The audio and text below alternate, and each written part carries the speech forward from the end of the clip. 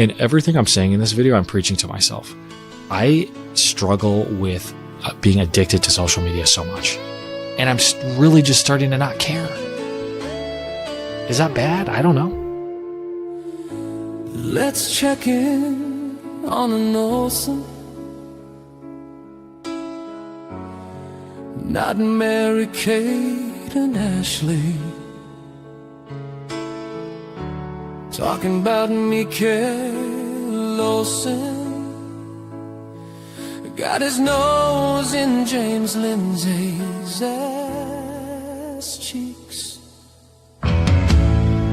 He believes in the woke right fiction. He's got a social media addiction. He's terrified of white rage. He looks like Sid from Ice Age. He relies on mental gymnastics. He uses all the mooish tactics. He'll challenge you to a debate, then refuse. All he needs is his principles, even though he'll lose. Let's check in on Mikale. As long as he has his principles,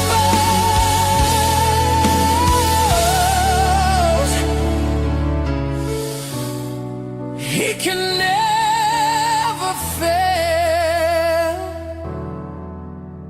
The reason we stand up against the woke left and the woke right isn't to win politically. The reason we do it, or should do it, is because it's the right thing to do. It's called sacred honor. We hold to our principles even when we're going to lose politically, even when we're going to lose alliances, when it's going to break a coalition, when we're going to lose elections.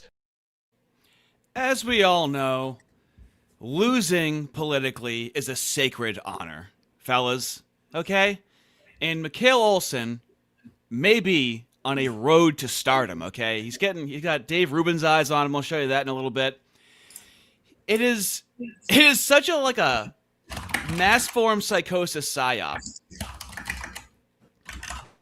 where he's not he's just saying all the things he's supposed to say, and I swear to God, these people bore you to death. And so you don't realize what they're saying, which is why it's made for a stream like this. And tonight, depending on where you are, 16 hours in the future, I have someone who's asked to come on a couple of times. This is kind of the perfect thing. I'm an atheist. The other Paul over here, obviously another atheist. The other Paul stands for Paul McCartney, right? I'm just kidding, of course. So it's going to be good for him to tackle some of the religious aspects of this, because I'm more of a rhetorical guy myself. So, the other Paul, how you doing, buddy? I'm very fine this Lord's Day here in Australia. And for my fellow brothers and sisters in Christ who may be watching, apart from the rest of that song, a beautiful banger. But I certainly do not condone, and I'm not being facetious with this. I do not condone that one crude comment in the song. Us as Christians, we do not engage in that. But otherwise, it was a nice one. I don't quite know what crude thing you're talking about, but the nose in ass cheeks one. Oh, sure. So I know the point it was trying to make. It was yes. like, yeah, but still. Make sure you draw your lines wherever you want. I am a godless heathen, okay? So I'm very understanding of that. You people did build the West, all right? Atheists Terrific. didn't, right? So Mikale Olson. He is a James Lindsay disciple, I would say. And he challenged me to a debate once and then backed out of the debate. And so I'm just going to walk us through that as some bodies are rolling in right now. So he posted on July 13th, mind you, huge anti-James Lindsay content arc really started in like April. So I started to really go scorched earth on anyone backing James Lindsay because they never engage in debate, discussion, or anything like that. So yeah. So Mikale Olson said, the woke right is trying to strong-arm MAGA into being a neo-fascist, anti-Jew, Islam-tolerant, BRICS-loyal coalition. And it seems they're trying to turbo-speed that amidst this Epstein debacle. I really hope Trump is aware of this. Now, he does a lot of small things that a lot of people might not notice. This bothered me so much because it's like, oh, Mikale sees something and I hope Trump sees it. I hope Trump can see what I see because, you know, the kosher centrists are the gatekeepers of civility and liberalism in society. And so, as I was saying on my tirade a few months ago, how can Trump be aware of something you can't even identify or name, you silly goofball? And so he reposts it, says they're big mad. You know, it's obviously meant to antagonize him. And I'm saying this is still a boogeyman. You still haven't named anyone or said whatever you're trying to say. Like it's always this ambiguous, you know, refusing to name who the woke right is. Now, as some months have continued, we realize they're just saying Nazi. They're just saying Christian nationalist. It's the same exact thing as the left. And once the right has come into power, all of a sudden we have these people on the right acting like the left, saying the people on the right are acting like the left when they're the ones acting like the left, calling you Nazis. Very curious, I'd say. And so he says to me, he says, why don't you come on my YouTube channel and we can discuss this in great detail and you can show your real face. How's that sound? Now, fellas, I've reviewed many a debate on my channel. I've watched hundreds of debates. The last thing I want to do is just go, yeah, I'll debate, and we don't know what we're debating. There's not a clear prompt for the debate. You know, I don't want to waste my time doing that when I could just be, you know, editing a video, building my channel. So if I was going to do something like that, like, before we're going to debate, what is the position? Like, you can't name anyone that's woke right, and he's like, debate me on it. It's like, how about you try and name someone that's woke right first? Give me a semblance of an argument. Let's have a little bit of a back and forth before I go onto your channel, and it's, you know, an absolute waste of my time. So. Classic Mikale. I'm pretty sure it's Mikale, not Mikale. Well, I refuse to say his name properly out of disdain. So you might be correct. Based white supremacism. So then I reposted it, continuing the antagonization, checking off, no arguments, only ridicule, obfuscate the whole time, accuse everyone of being bots. So when I say accuse everyone of being bots, he makes a post and says, inviting bots to debate on my YouTube channel and show their real face. Why? To prove this simple point.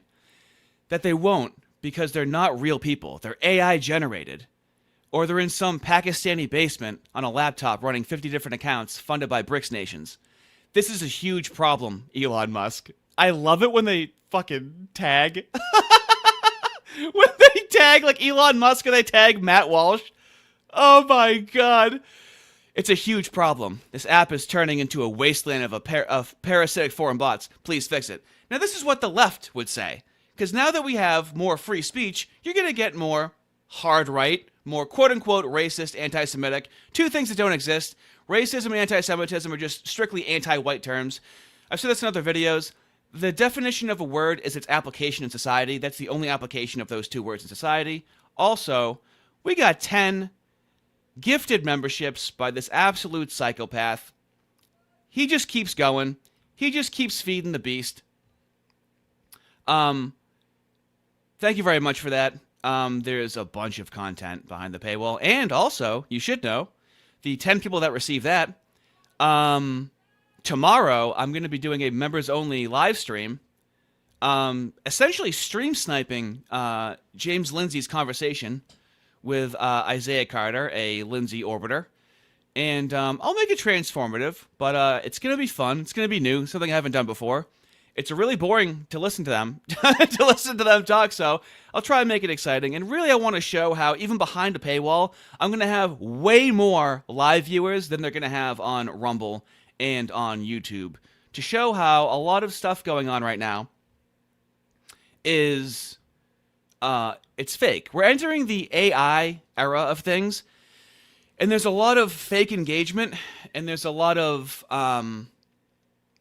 propping up of certain people and certain accounts that just isn't real. It's not organic engagement. The other Paul, his numbers are pretty good, and he has actual engagement, and he has, supporters for what he's doing. And so that's real engagement. But these people do not have real engagement. So it'll be an elaboration on that. Thank you again for those. So just like a leftist, you're lying, obfuscating, calling people bots. So he's trying to call me a bot. Now, in his defense, this is back when I was minorically gefilte. Okay? I had gotten banned, my third or fourth, fifth account, and I came back and I didn't care. I was very much on an anti-Semitism mark. Very fair for him to say that about me. But I was showing how, even my videos making fun of James Lindsay gets more views than your interview with James Lindsay. I am very much a real person. And so now, he's not going to make the concession that I'm not a bot. Now we're going to shift to, I don't think asking people to debate is doing what leftists do, boss. They actually do that all the time to puff their chest, act like they're going to debate. Then when you actually try to have a debate prompt and make it an actual debate, they run away just like he did. I think harassing people under an Anon account is harassing people. It's these tactics that set me off. All of a sudden, I'm harassing him. He can call me a bot, Pakistani, whatever. Oy vey, this is harassment. Somebody send me $6 billion, please. That's what I'm saying, dude.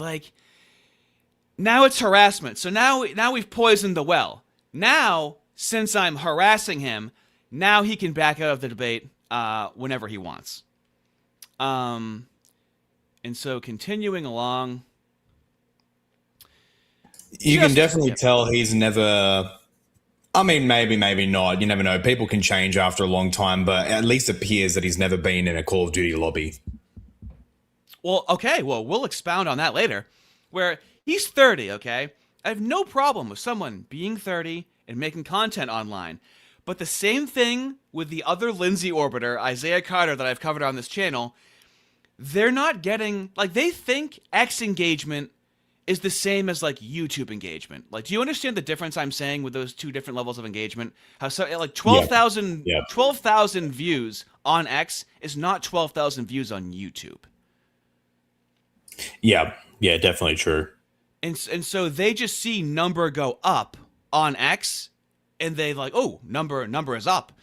And so I've seen Lindsay orbiters do that, where they're live streaming to 5 people, they're not getting any super chats, but they think they have that it's reaching 14,000 people because on X it says 14,000, okay?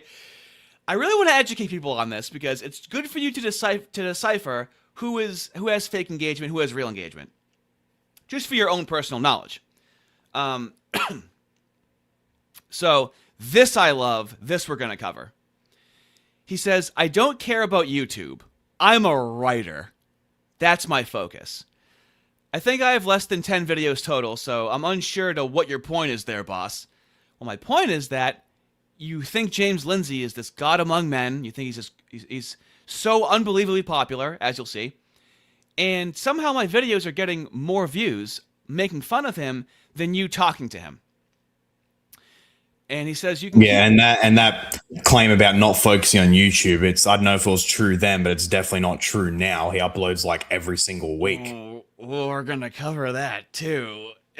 He's saying he's a writer. Actually, this is a good time to invoke this. Let's take a little pit stop right now as some bodies are rolling in. Should I go check the comments? The Christian post. That subversive rag. Go Browns, SE54, $5. Thank you very much. Can't watch live, but after seeing the opening, I can't wait to watch later tonight. Well, what I like about the opening is that by the time I'm done with the stream and you watch it in the outro, it kind of has a different effect to it, you know? So I do like that. Two sides to that. Thank you very much, though. So, let's go to his Christian Post articles. So we have, I can make that a little bigger. I can be kind of nice to the audience.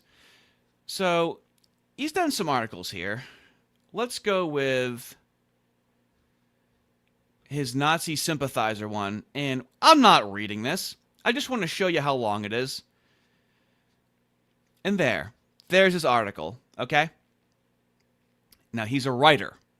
So these are the types of, one could say possibly slop articles, but you know, I don't know what it pays necessarily to like write these articles, but it's maybe like a couple hundred words and like that's it. So he's a writer though.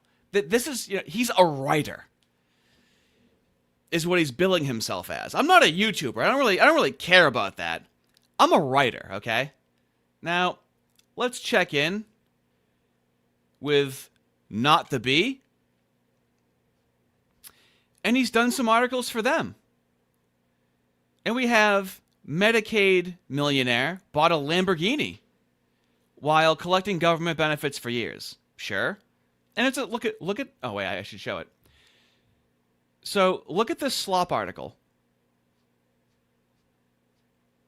And that's it. That's the whole article, okay? Wow.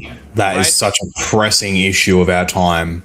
Now, these beautiful big black queens buying Lamborghinis on Medicaid. That is the issue of our time, boys and hey, girls. he's tackling the hard issues. Now, I'm assuming that Really controversial. I'm assuming that you've written things that are probably more substantial than that. Would I be correct in saying that?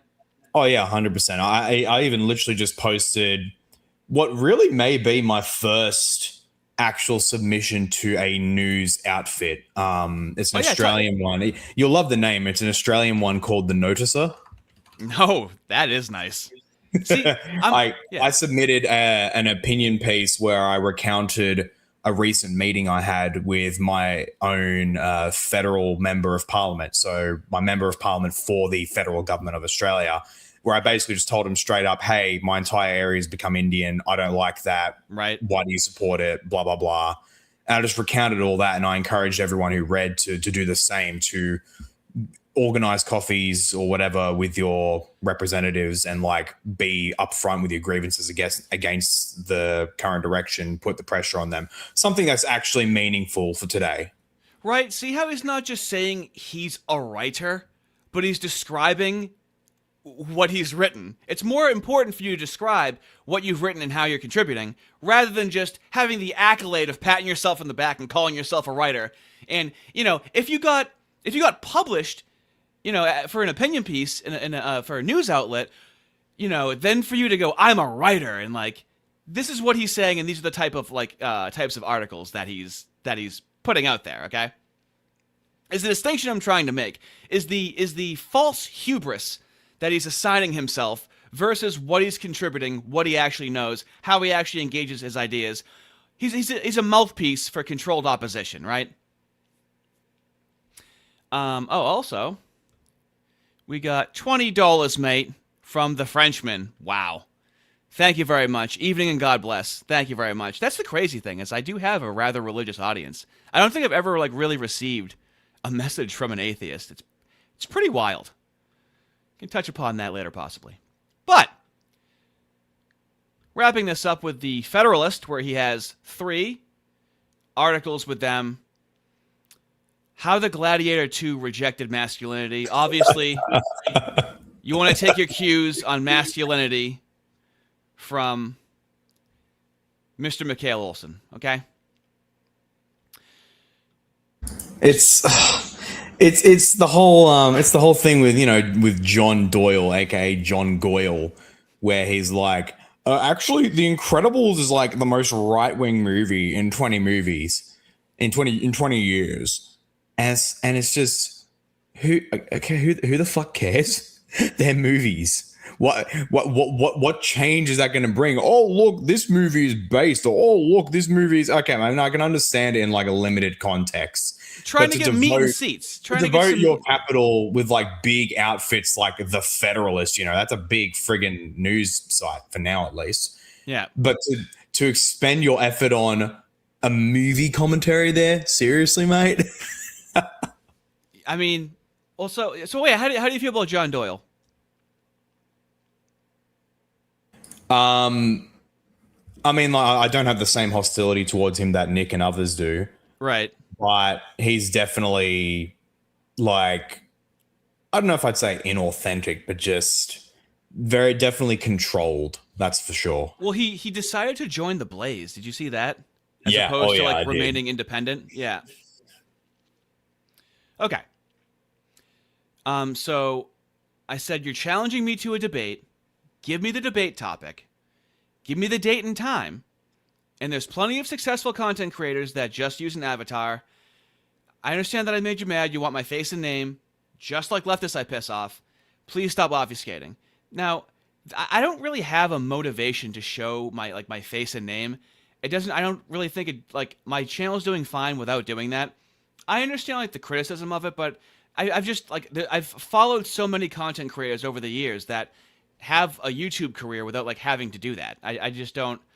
I don't know. It just feels like, for me, it just feels more like a liability. I'm doing like I'm doing commentary, right? I'm not like I'm not like starting a political movement or anything like that. So you called me a bot, and are you hosting this on your channel? And so of course I'm already blocked by him. It's really hard to like piece this together well, okay? And so he's beating around the bush with it. I'm some anon with 40 followers. And he's saying I'm going to make it a pissing contest about views. You called me a bot, dude, okay? I'm showing you I'm not a bot. I'm showing you that I get more views than you talking to James Lindsay, who, how do you feel about these Christians that, like, bow at the feet of James Lindsay and can't criticize him? Actually, what is your religious affiliation, just so that's in the open? Anglican Christian, hence my subtitle under my name. Oh, I didn't see the ad of that. Okay, but how do you feel about these Christians, these Christian influencers, so to speak, that just can't really criticize James Lindsay? How does that tickle you? It shows that they say one thing and do the other. It's really that simple. They'll harp on about their high uncompromising morality. We shouldn't associate and team up with these blasphemous, heretical, evil, racist, blah blah blah guys because my principles. But then, as soon as they have the opportunity to do that with a evil heathen who's politically, I mean, like relatively speaking, more influential, they'll do it in a heartbeat, no problem. Rules for me, not for thee. And seeing them try to contort themselves to justify, especially with Joel Berry, holy cow! With the discussion with Tim Pool and Oren McIntyre, really, Oren was kind of the background there. I think that was a mistake on Tim's part, but Tim did like grill him very well on that. Like, what's the standard? Why is it okay for you to team up with Lindsay and the literal child trafficker Dave Rubin? Oh, but if Oron teams up with like some unsavory right-wing guys, that's too far. Like, what the bloody hell's the standard there? Well, it's funny you should say that, because Dave Rubin really enjoyed what Mikale Olson said. Let's take a listen to what made Dave Rubin say, "Hey, I'd be happy to have you on my show." And of course, Mikale Olson is very happy to go on there. But let's see what he posted to make Dave Rubin go, "Oh, I gotta talk to this random guy." Woke Right Project, if we'll call it that. The goal of it is to destroy the conservative movement. And not just destroy the conservative movement for its own sake, but for the sake of destroying the country. They want to reduce the country and our current order, our current constitutional order, to ashes so that they can build what they want on top of it. This is the exact same goal as the radical left. And this is why we call them the woke right, because they're like the right hand of the left. They have the same Marxian revolutionary ideology. This drives me up a wall, as if whatever you want to consider, I don't even consider there to be a radical right. I consider what they call the radical right to be the normal right that's been subdued for generations. But to act like whatever they're envisioning on the radical right, it's like, oh, are they like transitioning children? Are they flooding the border with immigrants? And they love to act like it's equal and opposite, but what do you think they're afraid of on the right that's somehow like radical, that's even equivalent to the left? Well, first and foremost, the retardation of this standard is just manifest when you. It's very easy to, and it's very easy to show that. Case in point, hey Mikale, you believe in the law of non-contradiction, right? So X can't be true and false at the same time, right? And then you also believe in the law of the excluded middle. All propositions are either true or false, correct? Oh, well, guess what, Mikale? You know who else believes that? Marxists, socialists, friggin' dykes probably as well, you know? That's the retardation of this. Merely pointing to alleged, and I'll emphasize alleged there, I'll get to that in a second, Yep. shared premises or shared propositions between ideologies is not a ground for saying, therefore, they are two species of the same genus. Right. That's literally retarded. That is actually retarded for that exact reason. You can make parallels between literally every single ideology. Why? Because an ideology, by definition, is a particular set of propositions, and all propositions are in some way grounded upon shared axioms of knowledge and epistemology, and even just like common observation. Yep. Like all ideologies, the purpose of all ideologies is to better the condition of the human species, right? So can we point to that connection and say, hey, therefore, Mikale, you're a Marxist too. You're a quasi-Marxist as well because you have that same generic goal as they do. That's bloody retarded. So in this particular case, they share the same revolutionary ideology. Marxism being quote unquote revolutionary is not a distinctive of Marxism. His own brand of fucking liberalism was revolutionary against the absolute monarchs, against the church. That was revolutionary too. And funnily enough, you can actually point to a material connection between, in particular, the French Revolution and Rousseau and some others like that, and Marxism proper later on. There's an actual relationship there. Real quick though, but even then, they're not the same. Real quick, just to expound on this, what do you think they think when they're saying conservative? Like, what do you think they think they're conserving? Their generic milquetoast post Second World War interpretation of the American Constitution, where the prime good is liberty, quote unquote, and it rejects traditional categories of like race and certain patriarchal ideas and all that. Although many of them, I think Mikale is as well. Many of them are like complementarians, so they believe women can't be pastors, and men in some way do lead the home, but otherwise they're fine with like women being presidents and what have you. I'm not totally sure of what Mikale's take on this, but generally speaking, these types that they'll do that.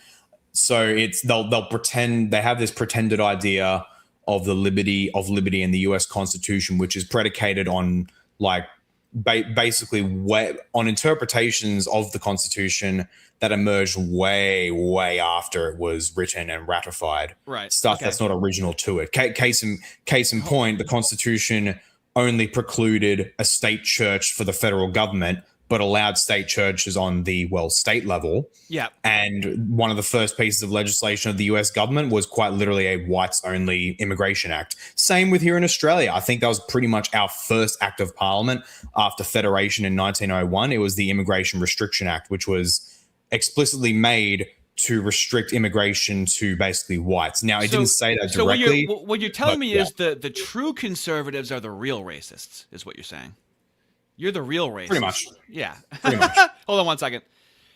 $5, mate, from the new GM.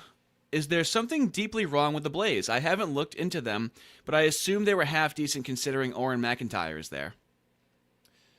Yeah, I mean, Steven Crowder was on there. I mean, you're then, I guess, well, they let people be more to the right, I guess I would say. I don't know how much their opinions are restricted there. It seems like when Steven Crowder left, he just got big enough to do his own thing, which is very organic. But let's power through this as to why Dave Rubin wants him. The child trafficker himself, Dave Rubin, wants Mikale on the show. Where they want to provoke the country into revolution so we destroy ourselves and again reduce ourselves to ashes so that they can build what they want on top of it. The radical left wants to do this. We already know this. They're just overt Marxists at this point. Look at Black Lives Matter for one example. And these radical right-wingers want to do that as well. And what is the number one obstacle for both camps, both the radical left and the radical right? What's their number one obstacle, and what has been their number one obstacle for a very long time as far as completing that mission? It's been everyday, normal. Dude, right? That's exactly that's what he's building up to. It sounds like, but Normal, family-oriented, Christian, freedom-loving conservatives like you and me. It's the it's the caricature. It's the caricature of just normal people that don't know anything and don't ask these more like in-depth questions and don't, I just said in my last video where like you have to like look to a right-winger to have any semblance of a more accurate view of history, because in general what we view as objective history has been heavily dominated by the left. I know it's like that in the United States, but have you had that same observation in Australia? Can you say that again? Where our conception of history has been heavily run by the left in the United States. With what we, what we're taught, yeah. and like how people in academia, I just, it's like 80 to 97% are Democrats at the top 40 institutions. I just showed that in my last video. And so like we think that history is somehow objective when it's a soft science, and they like to attach the word science to these things that are not scientific. But have you experienced the same thing in Australia where it's like you guys view this thing to be objectively true when it was written for generations by, infiltrating globalist parties, so to speak? Yeah, 100% true. 100. That's 100% the case here in Australia. The what's commonly called the history wars has been a massive thing for decades here, where it's basically how do we understand the history of colonial era Australia? Was it fundamentally a good thing? Was it fundamentally evil and oppressive? And the poor Aboriginals, the poor Stone Age civilization didn't do nothing. They were just frolicking among the eucalyptus leaves until evil Whitey just introduced violence to their Edenic society. Or is it a mix of both to some extent? That's a huge thing. And the establishment has decidedly sided on colonialism bad. Abos didn't do nothing. They're pure little black angels. That's a huge thing here in Australia. But thankfully, a lot of that is being very quickly disabused in many areas. It becomes unavoidable at a certain point. It's a subsection of the wider far right shift that's happening in Australia, just like it is in the United States and other nations in the West. My co-host Fist has told me some abo stories in Australia, and boy, oh boy, really not acclimating or assimilating to society, to say the least. He said like they'll sleep on the side of the road, like really like below stuff that we make fun of in Africa is like stuff that you guys deal with. Talk to anybody who lives in Dubbo here in New South Wales. That's a massive proportion of the population is Abo, and it's an absolute dive, crime ridden, all that stuff. That's basically it. Well, here's some news for you. That's racist. That's not what we're trying to preserve, being aware of that, okay? We want wholesome, generic, undefined, uniform, liberal Christianity. That's right. Our slogan, our slogan as the kosher right is ignorance is bliss. Right. Biggest obstacle. And so in order to destroy the country, you have to neutralize us. You have to neutralize us as individuals and our buying power and authority in society. You have to neutralize us as a voting bloc and a political movement that has enough at this point to stem the tide of the radicals on both sides. And so what's the best way to do that? Well, I think it's pretty obvious that you're not going to destroy the conservative movement, politically speaking at least, from outside. Look at what happens when they attack Donald Trump, for example. It just grows his popularity. It grows his base. It grows the coalition even more unified because we can see clearly the imminent threat that is the radical left. In other words, when they attack him and when they attack conservatives, it has the opposite effect. Look at the Charlie Kirk situation. They take out Charlie Kirk, a radical leftist, and what's the response? More unity within the conservative movement. I think right after the... And this is what Matt Walsh was saying, where he's like, I don't care about a group chat. That just happened to Charlie Kirk, so I'm more concerned with the actual violence from the left rather than the same tired old be careful for someone saying that they like Hitler kind of like word. Like, it's always positioned as the right's words are always somehow more dangerous than the left's violence. You ever notice that?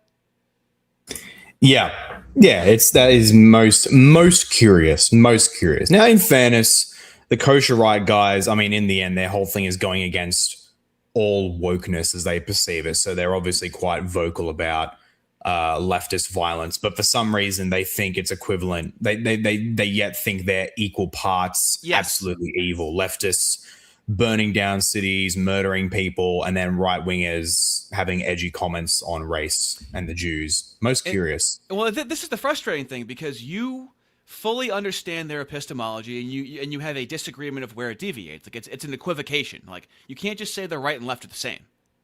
And so, but they're terrified of any honest conversation.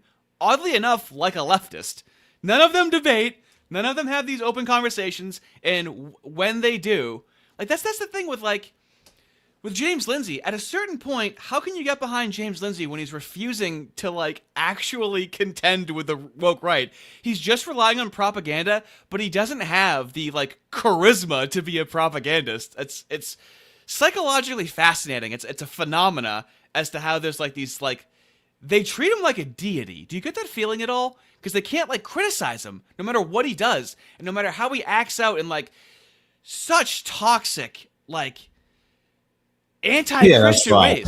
Right? 100% agree. Fundamentally for them, people like Lindsay, he's their intellectual sugar daddy. He's the guy who supplies them with all the categories of thought, with all the language, right, and the seemingly deep analysis on these issues. They fundamentally rely on him. They're not independent thinkers themselves, really. They rely on him to do all that hard work for them. So there's borderline religious devotion to him in that regard. Right. Real quick, Aramaic Discourse for $5. Thank you very much. I'm gonna try it. Ushite te, greetings, my fellow Zoroastro Baptist Catholic mystic cultists. Is this the stream where we summon Angra Mainyu Saint Michael? Well, so true, King. Sure. I guess I'll try and do that. So true, King. We'll have to do the proper mass in the jurisdiction of the Church of Agatha. We can get that happening. Right. Hey, I'm an atheist. I'm not satanic, okay? I don't summon things. I just, I'm just source. You got a peer-reviewed study for that? I'm just your run-of-the-mill, materialist, okay? Thought I would just do that for you. The world's not just stuff. Charlie Kirk assassination. We saw more unity as conservatives as a whole than I think we've seen in a very long time. And so I think they figured out, key players that are funding both these projects have figured out that, okay, if we want to destroy our biggest obstacle, the conservative movement, we can't do it from the outside. This isn't working. Dude, it's the catastrophizing. It's so mooey. They're trying to destroy us. Like, to destroy the conservative movement. It's like, it's incredible. It's been less than a year, and all of a sudden it's trying to be destroyed out of nowhere. Meanwhile, the left has like a literary lineage in the country spanning back a century of their subversion and taking over all of these institutions, and they can never justify the threat of the right compared to like what the left has already done and is still doing. Apparently the left is gone because the right's in power, right? That's what like started to really piss me off, was like, Trump's in power, awesome.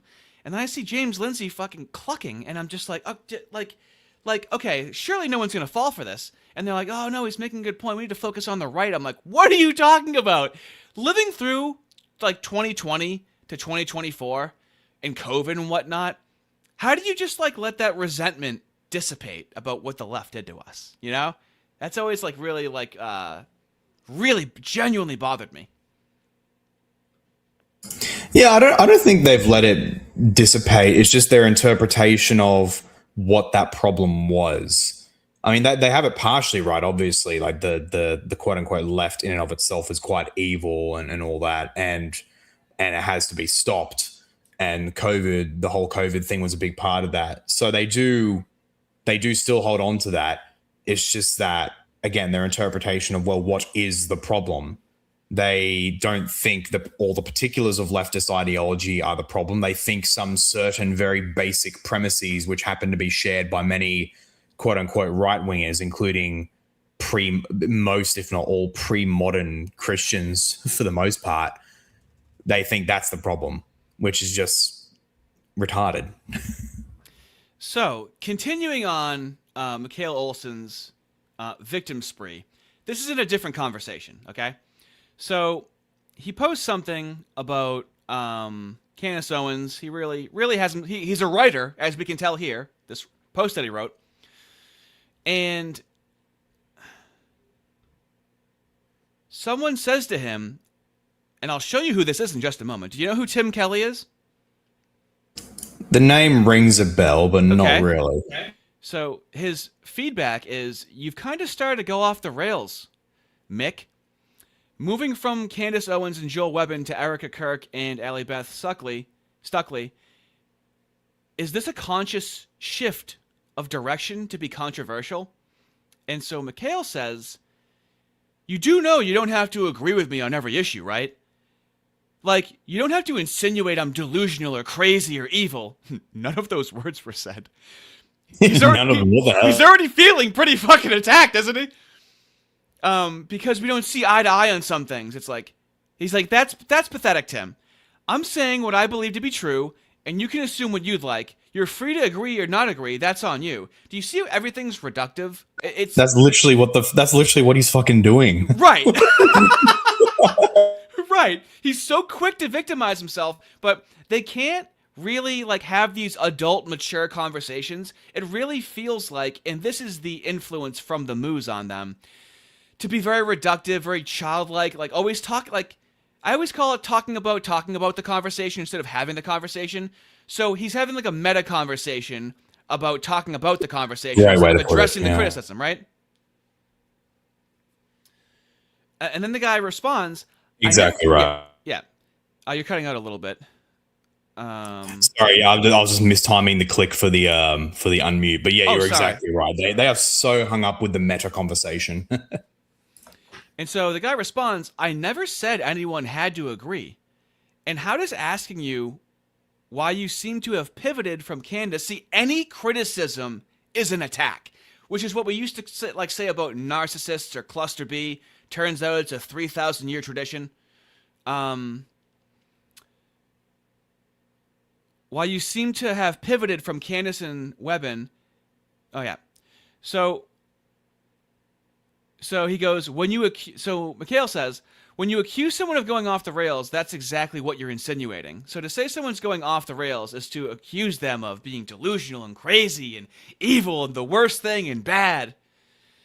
That's a way of attacking someone personally in an attempt to make them look like they're going crazy. Now, they're having a back and forth, which is hilarious because Tim Kelly is the assistant managing editor of the Babylon Bee, okay? So even the publications he writes for are not safe from this victimizing mentality, okay? This guy's on the same team. Right. This guy's on the same team as him. Literally a co-worker of his, right? Because he writes for the Babylon Bee. And he's like, dude. He's like, this is what I mean by off the rails. It can also mean that is unhinged. Right? Like, and you wonder why that, like, you know, it's, I don't even know what that pays. Like, so he says he's 30 years old, and it's like, this isn't really your, like, vocation. This is not like a lifestyle sustaining type of work, you know? Yeah. Like, when you say you're a writer, you assume that's their, like, vocation. They're receiving, like, a sustainable amount of money for that, part-time kind of money. Writing these, like, rinky-dink articles, what is that? Does that even pay $10? Like, what is the ROI on writing these little articles for them? Probably even nothing in some cases. They just find value. I mean, there's value in submitting an article, even if you get nothing out of it. You get like exposure and what have you. So I can have a long-term return. But like the thing with Mikale is like, what long-term return will he ever experience? Like he's literally just a what's the term? He's just a thermometer for like milquetoast opinions that so many other people give. Like nothing about him stands out at all. But it's funny because I want to validate what you said to me, where like it's no use talking to him. It's he'll just block you, or this is how he talks to somebody that I don't know how much more this guy could be on his side. That also works on the Babylon Bee as a managing editor. All this schmuck is doing is writing it like an article here and there, some slop articles, and he goes, "My rules are pretty simple. I block people who harass me, especially anonymous accounts, in fact. Anonymous accounts. In fact, I block most anonymous accounts that aren't positive right away for obvious reasons. If you've dealt with the kind of death threats, violent rhetoric, and nonstop harassment that people like me get on this app daily, you do the same." He's talking to someone that's like above him in the Babylon Bee as a managing editor. You're just some like part-time contributor. This is the hubris I'm talking about, and what I really don't like is the validation of it. So I am going to have to air some grievances about Ben Boyce having him on and not really pushing back on him a whole lot, which we're going to watch next. But really like inflating this guy's ego, like he's somebody, he's a writer. He's doing advocacy. When he does this, it means something. He's really like changing hearts and minds, as opposed to like it just coming off as him essentially reading from a script. Yeah, I just thought that was funny that like he'll even argue this way to someone on his side. This is how defensive he is. This is how hair trigger it is to fire off at people. And so let's get into the Ben Boyce conversation. Now, I know that Ben Boyce, his show is called for that. So Conversations. I understand that. He recently had on Nick Land. He had on Alexander Dugan. He had on Connor Tomlinson.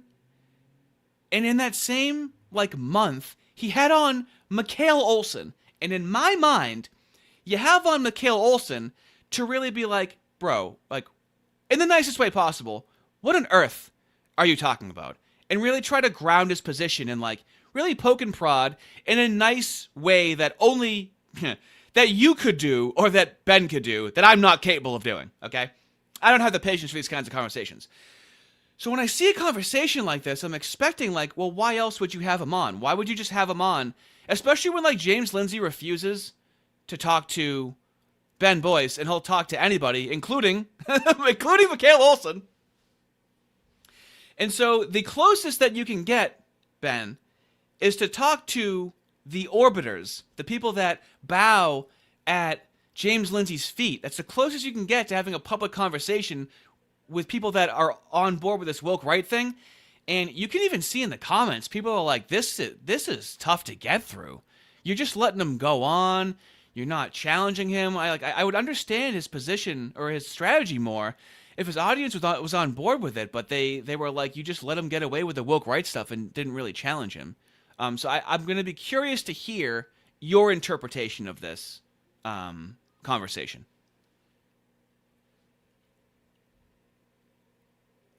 There needs to be an attendant mentorship structure to onboard all these people and to make these systems make sense. And Jordan Peterson did pretty good at introducing the topic of religion as something that can be intellectually viable for a certain contingent of specifically young adult males. So like, okay, well, atheism has a bunch of thoughts in it, but where's the meaning? Christianity, religion has a lot of meaning, but where's the structure in that? So I see there's a lot of tug of war on the right or the not left over these identities that are being dusted off and pulled out of the closet, so to speak. Yeah, it's like, yeah, I think that's. And so this person says, Ethereal Flame says, maybe Boyce was holding back. I don't understand, like, why. I don't understand why you would hold back. He publicly disagrees online all the time with this woke right rhetoric, and he criticizes it. James is really bitchy toward him. And so now you have someone on who's going to be invoking the woke right, and wouldn't you want to be like, what exactly do you mean by that? And, like, it's not like Mikale has, like, things of value to say necessarily. It's the same milquetoast stuff over and over again. So if he is holding back, I don't understand, like, what the strategic function of that would be. And all he's really doing is platforming him and telling people to go and watch him.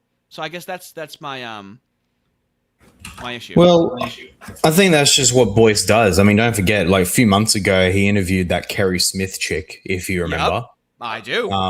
That's just basically what he does with the channel. He just gets people on and he just lets them talk to understand them, and he asks probing questions to best extract that rather than confront them as such. And that's fair enough. That's a service in itself. And so this video can be a good source for understanding Mikale's views quite well. Well, so to give you some pushback on that, she has an actual platform and a show, okay? And even in the comments on that video, so you're saying he's attempting to do something. It is very apparent in his comments he is not accomplishing that goal. He is not digging deeper. There's comments saying that like an hour and 10 minutes into the conversation with Kerry Smith, they're like, finally, you're actually like getting somewhere. And they're all just saying like she's dodging every question.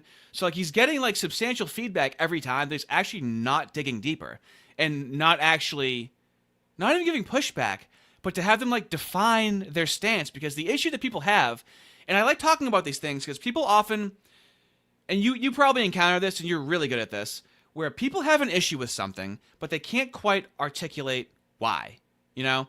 And I feel like you and I sometimes will be like, here's why I think this is an issue. Let me try and give you some words and some backing as to why this might be so frustrating or why you disagree with it. Because like something intuitively feels wrong about what these people are saying. It doesn't, you listen to somebody talk and afterwards you go, I guess they were nice, but I don't quite understand what they just said. Does that make any sense at all? Yeah, it does. Perhaps Boyce was just intending more of a chill chat, if anything, and he sees that Mikale, even though he's relatively small, he's nonetheless, he's doing what I did with how I got my initial boost for my channel, and that was just simply making connections with the other big players and getting them to boost you and thus get you involved in the conversation, even if you're relatively small at the moment. So clearly Boyce saw, as we've seen, that Mikale, even though he is like very much a tiny, small fish, he's yet, well, proverbially speaking, in bed with bigger players like Lindsay and Kerry and others. He's had them on his show. So he's successfully inserted himself as a player in the public conversation. And so Boyce probably just saw whatever he saw with Mikale and he thought, he'd be interesting to talk to, maybe just out of pure curiosity. It could just be as simple as that. That seems to be what Boyce does. But you say that curiosity, but that curiosity isn't steered toward like the obvious criticism of Mikale. And I don't know, it's Well, maybe that's the thing. Maybe Boyce didn't even just want to do that. He just wanted to suss out Mikale without much confrontation. I know, but when he does that, like his own audience in the comments really doesn't like it, and like I don't know what the function of it is. If a large portion of your audience is telling you that like this is boring, they're not being challenged, I should have walked out when he said woke right, it wasn't expounded upon. I guess that's it's a lack of understanding I have, but where that interlap between the political reasoning why people would want to adopt more, Christian religious, they'll join the Catholic Church, they'll join the Eastern Orthodox Church, they'll join certain Protestant Reformed denominations that are more of that kind of structured, rigid. I think that you see, this is where you see that overlap between the political and the religious, where it's like, so I don't know how familiar you are with Christian theology in general, but at least from my understanding and how I grew up and what I believe, you pursue religion not for religion's sake. You don't pursue religion for order's sake alone. You pursue religion and you participate in it, whether it's going to church membership, taking communion, baptism, whatever it is, all these different, as the Catholic Church calls it, sacraments. We'll use that. We'll use the fancy word. You engage with these things. You submit yourself to the leadership of a church, a pastor, a bishop, etc., not to just be a part of something or to have order in and of itself, but to deepen your affection for God, right? So, but what I'm seeing with a lot of people is they're not pursuing this stuff because they actually want to deepen their affection for God, or because they really have an affection at all. It's again, it goes back to that. They just want someone to tell them what to do. They want order and structure, and they want something to follow. And our secularized culture has completely abandoned them on that front. And so people, as a result, are being taken advantage, I think, of people who are posing as Christian, which is what I think a lot of these woke right adjacent people are doing. They're kind of masquerading as Christian, but they have no intent of really leading people into a relationship with God, into deepening people's affection for God. It's just about using Christianity to lead people down a path that will lead them to their radicalized political identity. Is ultimately what it's like. It's like a means to an end, in other words. So. Yeah. How do you know? How can you tell? I know that's happening? Yeah. How does one tell the false prophet from the true? That is a great question. Well, biblically speaking, I think first and foremost, we're supposed to be focused. Does anyone else find it funny that his hat just says trucks? Is that like trying to see the right wing? That's a good point. I didn't notice that. His hat literally. I'm an American. Look at me, trucks.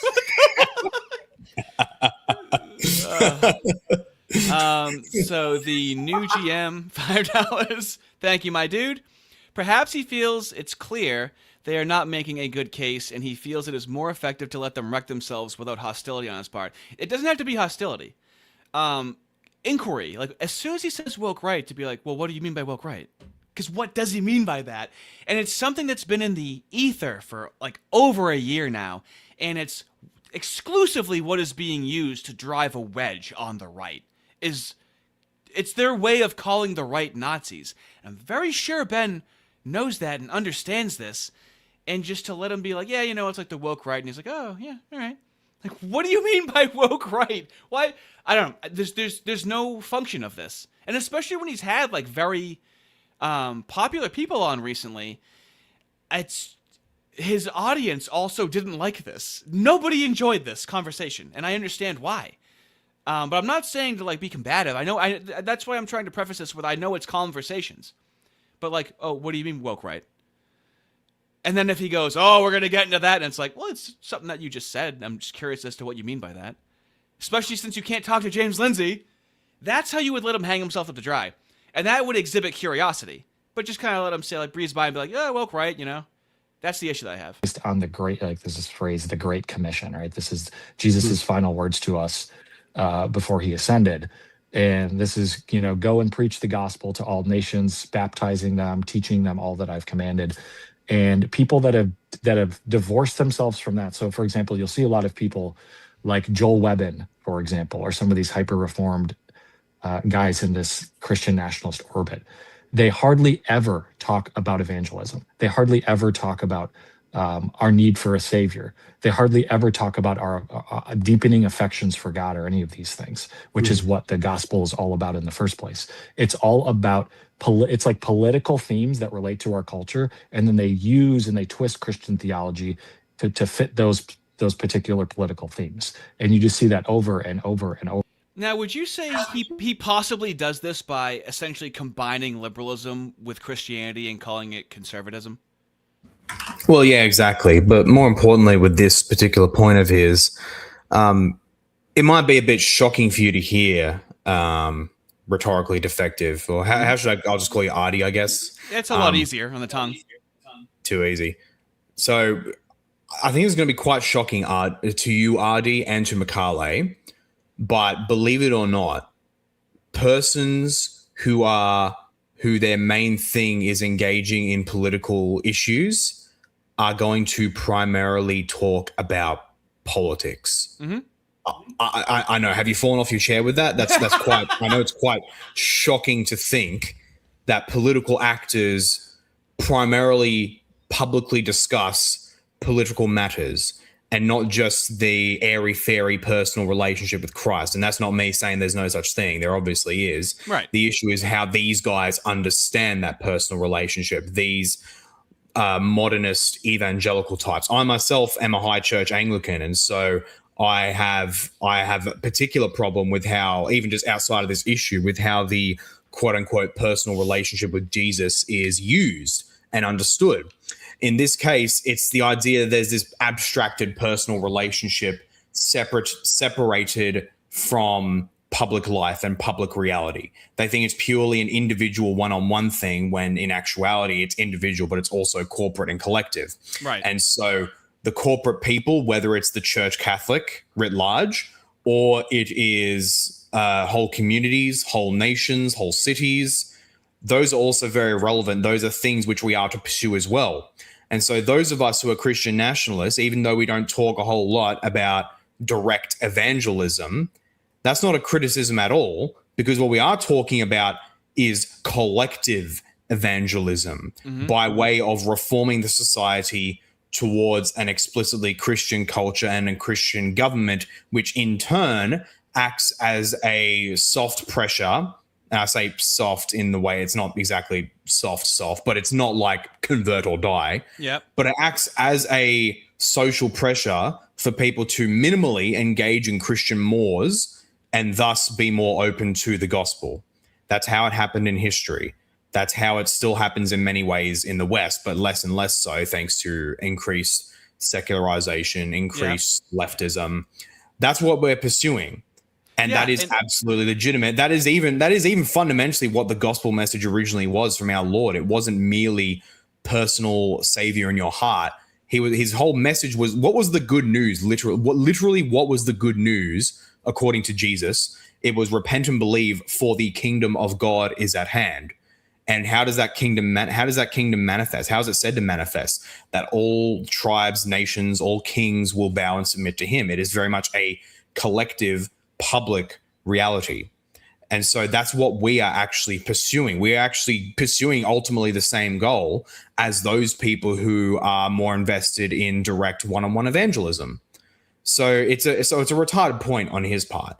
We have a different focus to the street evangelists. That doesn't mean we don't see the value and the need for evangelism and a genuine relationship with Christ. The problem is you guys have used that concept to wreck other good and true realities, to the point where now a personal relationship, like the phrase personal relationship with Christ, is basically code word for just me and my personal intellectual assent to the propositions of the Bible. Postmodernism. Everything else. Postmodernism. Anything can be anything. I mean, not quite. Not quite, because postmodernism is a very particular ideology. Okay. It's atomization.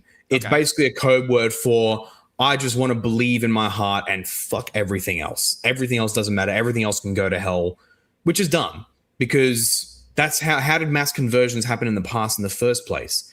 It was often, very often, through cultural, even state pressure. That's a reality. So yeah, he's just begging the question there that he thinks evangelism and the personal one-on-one heart relationship with Jesus Christ is the be-all end-all. And when I listen to people that call themselves Christian nationalists or Christian ethicists, as Andrew Wilson says, it's a very similar position of social pressure.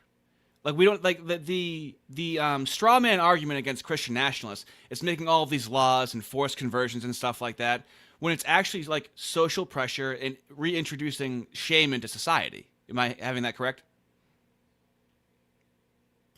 Yes, you're exactly right. Social pressure, social shame, those are real means of conforming people's practices and even their beliefs. Yeah, absolutely.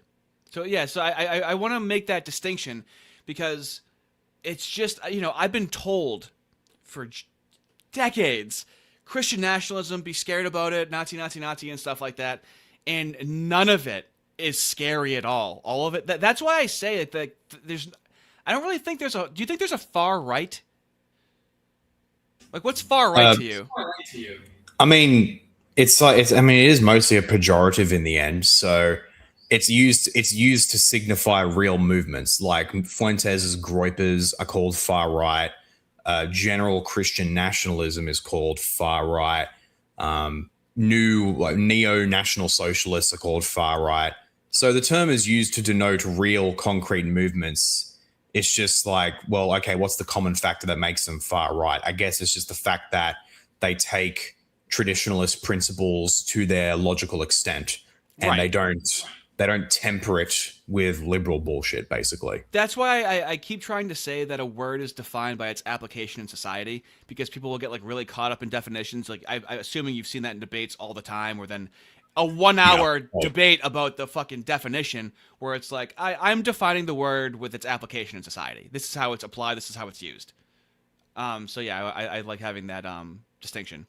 But let's get to a little issue I have with Mr. Olson over here. Stuff, but that's not the norm throughout history.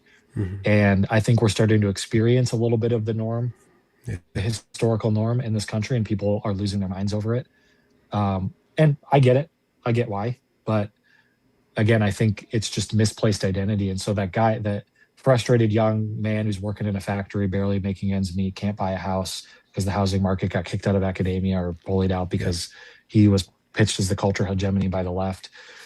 Whatever it might be, the best thing you can give that guy is an identity rooted in Christ, not in some abstract religious structure or some form of Caesar. I think that's a huge mistake. And so this is a big thing I've been trying to push back against with the woke right or the alt-right. People have so many different names for it. I don't even know what the correct name for it is anymore. But the woke right, or whatever it is, I don't even know what the correct name for it is anymore. Like, dude, this is the issue. It's just the same thing as the left calling the right Nazis, and instead of us focusing on the left, we now have to deal with these kosher centrists, and this is what's killing me in this conversation right now. And I've watched the whole thing, and it's like, dude, what do you mean whatever it is? What is it? What are they? Whatever they are. Yeah, exactly. This is the thing you're claiming to be the problem right now. You can't even define it? But it's been like this for a year, though. This has been going on for a year. It's kind of getting out of hand now. We have Netanyahu saying woke right. We have Jonathan Greenblatt saying woke right. Kind of an issue, this term, this phrase. It's getting used by very powerful people in society, so it's just killing me to be like, oh, whatever it is. Oh, did the woke right thing not work very well? And you're kind of like dialing back on that? Yeah. All right, we'll just say that. And I think a lot of the solutions, again, that are being offered by these people is just so divorced from that, while they're also claiming to be the ones that are championing Christendom and Christian nationalism, all this stuff. I'm like, okay, I'm with you in that, I guess, in theory, but like, let's root our identity in the first half of the phrase and at least start there. Let's at least start there. It's like we're wanting to skip over the Christian part and just get right to the nationalism part. I'm like, those things, you can't separate those things.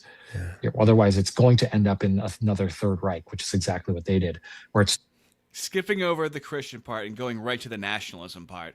So even now, he's speaking of it like a leftist. Have you ever noticed that like the left will say fascism is like ultra nationalism, but then when they talk about nationalism, they talk about it like it's ultra nationalism? Like, what is the good, safe nationalism Good they point. ever talk about? That's a good point. Yeah, that is actually a very good point.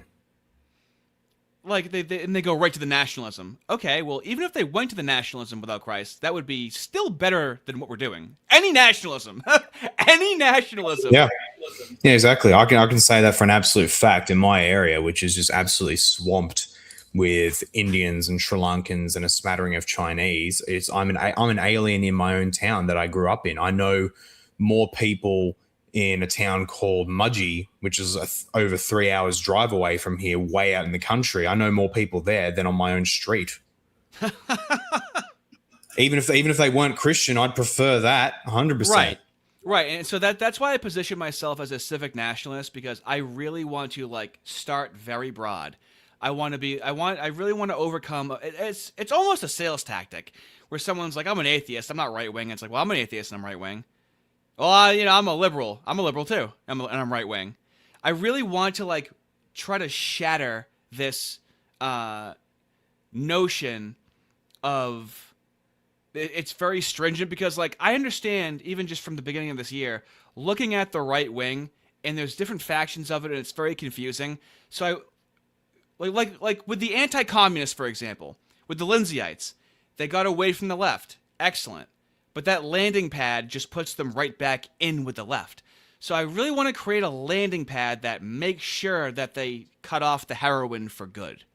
I want to make sure that they have a landing pad to like, because like you have to understand how distressing it can be for a person's like worldview to be completely shattered, and they lose their friend groups, and they don't know what, That's quite noble. I never thought of that. My instinct was to say, nah, we should just send it full racialism, because that's where the window is shifting, like really fast, like openly racialist stuff, which I affirm myself is quickly gaining traction. But I could see a bit of a, not really Machiavellian, but like pragmatist benefit to giving people a softer form, like with civ nationalism as like an onboarding ramp. Yeah, well, yes, because then like the arguments that are made. So, for example, I've had people exclusively tell me that listening to us on stream talk about the moos, the way that we did it, it's almost liberal, where we're not beating you over the head with anything. We're not like, we don't have this necessarily like this like agenda. It's just being kind of discussed as it is, depending on what's happening culturally. And when you describe it that way, it's just so there's like, it's done with care, and it's done with joking, and it's not like, Jay-sparging and stuff like that, which is like what the, a reputation the right has. Now, I understand the accelerationism, and I also support the accelerationism, but I don't want to leave people behind that aren't ready for that. There's people, you're not going to get everyone to go to Christianity, let alone your type of Christianity. And then if it's like trying to bag a lady, you start moving your hand up the skirt too quickly, she goes, hey, no, but you gotta talk to her a little bit, a lot of people need a little more schmoozing, and they need a place to rest, if they're not ready to kind of like go more in a direction. So that's my stated public function in the political space. Totally fair. Yeah. Started as like this Christian, we're going to bring back positive Christianity, as it was called. There was like the Deutsch Christen movement, which is essentially pause there for a moment. Pause there. That is such a, oh my word, that is such a blanket straw man. Yes, there are like Christians who also claim to be National Socialists, and so they'll openly adopt, positive Christianity as the Third Reich had it. We should bring that back. Here's the problem. Most of us are just not National Socialist.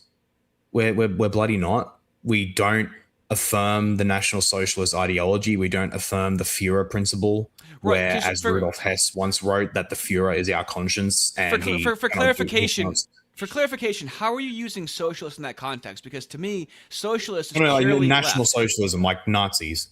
Right, but socialism is like owning the means of production, and whenever it's used in National Socialism, it doesn't seem to like mean the Marxist sense of socialism. Yeah, it doesn't. No, it's not Okay. a Marxian idea of socialism. It's just, but it's not like a absolute straw man. There are Christians who are doing that, and it's not like I'm Okay. not exactly like I'm not exactly I'm not exactly freaking out over National Socialist Christians who are doing that. Mhm. But for him to make this as kind of a blanket thing is just a lie. It's just a lie. The vast majority of us are not National Socialists. It's reductive. It's what I keep saying. It's like a child's Yeah, view exactly, of the world. reductive. It has to fit into this very small, narrow view without anything attached to it. It's something he reads. It's just like the left. He'll read a headline and think he knows about it now. He'll read a clickbait headline and go, "That's what it is." It's as far as he goes. Yeah. And presented these types of this type of political philosophy, in Christian language, so that Anglo-Saxon, German, generally Christian population would adopt. And obviously, we saw the result. It was anything but Christian at the end of the day. So I'm worried that if the right goes too far and does adopt this stuff, it's going to end up in something like that. And I don't think the right's going to get institutional power to where they could do something like that in this country. But I think them doing that. So then, bro, can we pump the brakes on spending a year on talking about this? That is like the Good criticism. point. Let it fizzle out.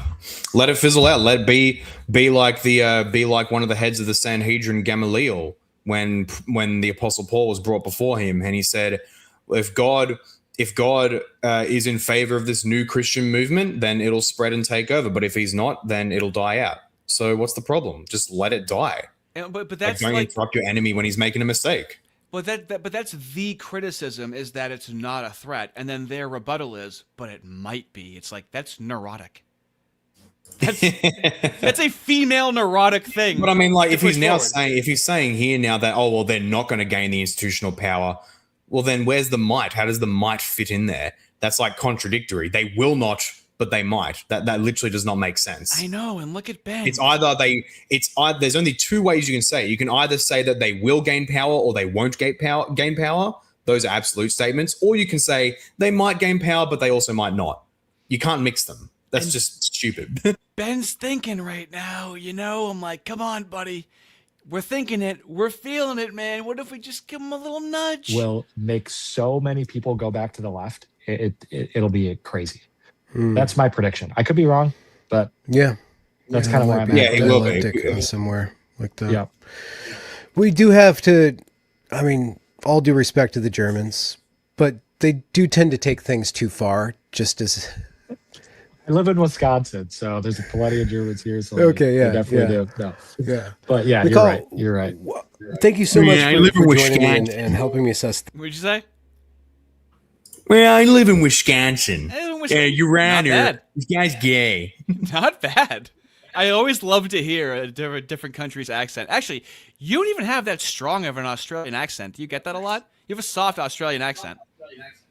Oh yeah, I'm not like, oh yeah, good day, you fat cunt, and all that stuff. That tends to be stereotypical, but also you'll more hear it like out in the far country. Yeah. So I don't think I've ever heard anyone say I have a soft Australian accent. People immediately tell when they hear me, Yeah. and then they'll do all the usual the usual slop collection of jokes. Hey, all that. let me know if you've heard this one. How about another shrimp on the Barbie, mate? You ever hear that one? That must be a new one, right? All right, let's wrap up this segment right now. These things out and to listen to your point of view, which I've been kind of agitating against because for my own reasons that I'll get into that I've gotten into elsewhere. But I really appreciate you kind of fleshing out your point of view, and it does speak to me, and it's kind of like the reality really aligns to the reality that I see of what's necessary and needed in this moment. Where can people find you, and what are they going to find when they get there? So Twitter at Real Mick Olson. I realized I forgot to put this on Zoom. I'm just on my phone. No, I would erase it anyways. I hate those. But Real Mick Olson, MIKOLSON on Twitter. And then I'm the same handle on YouTube, just Mikale Olson.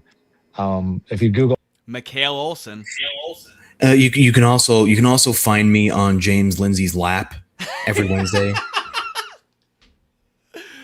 Oh, we're gonna get there in just a moment. my name, you'll see my Christian Post articles and things like that I've written as well. Yeah, and then on my Twitter, I have my link tree, and there's everything under there that I've done. Yeah. So what are you doing on YouTube? What are you working on? His link tree and everything that he's done, which we've covered in the beginning with the articles that he's written, because he's a writer, and his YouTube that he doesn't care about. Who's ready for the pivot? Just political commentary, stuff like this. Okay. So I've been interviewing different people. Last interview I did was with Karis Rhea, if you know who she is. I haven't posted that interview yet. I'll be uploading that hopefully later today. I'll be uploading that hopefully later today. He has not uploaded that in over a week. Talking about some issues relating to Israel, things like that. But so it's been good. And then I've been just kind of doing sit down monologue videos as well lately. So it's been fun. But just riffing. Do you think his writing career didn't necessarily work out very well, that anyone could write these slop articles and they're like, this guy is just kind of being possibly being like a liability, like with the Babylon Bee, they're like, what's this guy's issue? Why is he fighting with us? So then he switched from being a writer to be, you know what? I'm actually a video guy. That's what I am. It's this lack, and I feel this way with a lot of Lindsayites, this lack of a sense of identity, which you saw with Joel Berry on Tim Pool, where under a modicum of questioning, they don't really know what to say to you. It's a lack of identity, I think, is what it comes down to. Is the types of people that are susceptible to just feeling terrified of disagreeing with James Lindsay in any capacity. What do you think? Yeah, that's exactly it. Most people who will do the whole, I mean, not that he said this directly, but it's very much parallel. Like people who say, I'm a free thinker. Yeah. But then you ask them, hey, what do you think about the Jewish question? They're like, how friggin' dare you? Right. Yeah, just riffing. Cool. What do you do beyond being a talking head? Okay, very pivotal. What do you do beyond being a talking head? Now he's a talking head. We went from writer to talking head in a few months. You ready? So I work kind of part-time with my brother. We do so he works for this guy who he owns this big property in Madison. His brother works for a guy. So part-time, his brother works for a guy. Now, I want to postulate something. Does he elaborate on what it is? Yes. Now, I want to he's 30. It feels like he lives at home still, and he's dabbling in things he wants to do on the internet. That's what it feels like to me, because he's not stating any vocation. I don't know how this guy makes money, but he's definitely his ego is being inflated by the traction he gets online. I swear to God, he'll make a post that gets 12,000 views on X, and he's like, whew, I can't stop the train now. I'm not kidding. Well, I'll show you, but let's investigate this. And we'll help go do events over there, and I do videography and photography and things like that. Events, videography, and photography. Okay. I mean, I'll say, that's a legitimate career. I mean, heck, even online stuff is a legitimate career. If he eventually gets to a full income with that. I'm pretty sure he does live at home. I'm pretty sure I heard him explicitly say that once or twice. Sure. But the thing is, that's going to depend on the circumstance. Why is he still there? There can be very legitimate reasons for that. In my case, I'll be straight up. I'm 26 and I still live at home. Mm-hmm. And the reason for that is because Sydney is consistently the second most expensive city in the world for property prices. Rental is friggin' insane, and it's thanks to the ongoing mass foreign invasion happening here. So that's pretty much the only reason. That's why I'm actually working towards moving out to the country within a couple of years, where it's way cheaper, so I can actually get a foothold. Wouldn't it be good to start having an income with content creation to be able to afford, and then you can kind of live wherever you want, right? Exact bingo. You put the nail on the head. That's a big reason why I'm trying to go independent next year, because I work part-time too, but I asked my boss for next year to bring me down from 3 days to 1 day a week so that I can focus on the channel and make that my main income, once that becomes sustainable, yeah, I could move literally anywhere as long as I can afford it. I have no problem platforming you and driving traffic to your channel because I do have religious people in my audience. And well, but here's the difference. Now, you're being very charitable, and that is in your nature, I would assume, okay? Verily. Yes. You're being very charitable.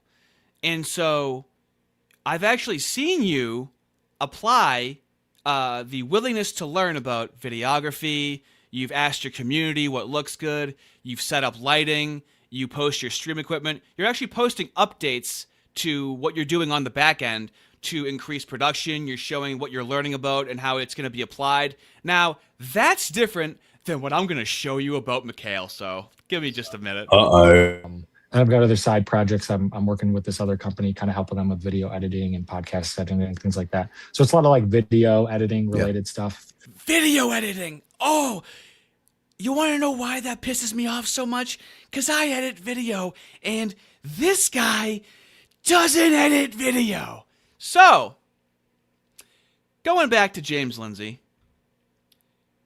Now, this really bothers me. Now, you are being earnest in what you're talking about. You didn't have to say that you lived at home. You're a very honest person. You can defend what you're saying, and it makes sense. I'm not, I would never attack that position. The position I'm attacking is his inflated sense of ego. And I guess deep down, this is what bothered me about Ben Boyce, like, platforming him. I don't want this guy being platformed, not because of his ideas necessarily, but it's under the false pretense that he's a videographer, that he's a content creator.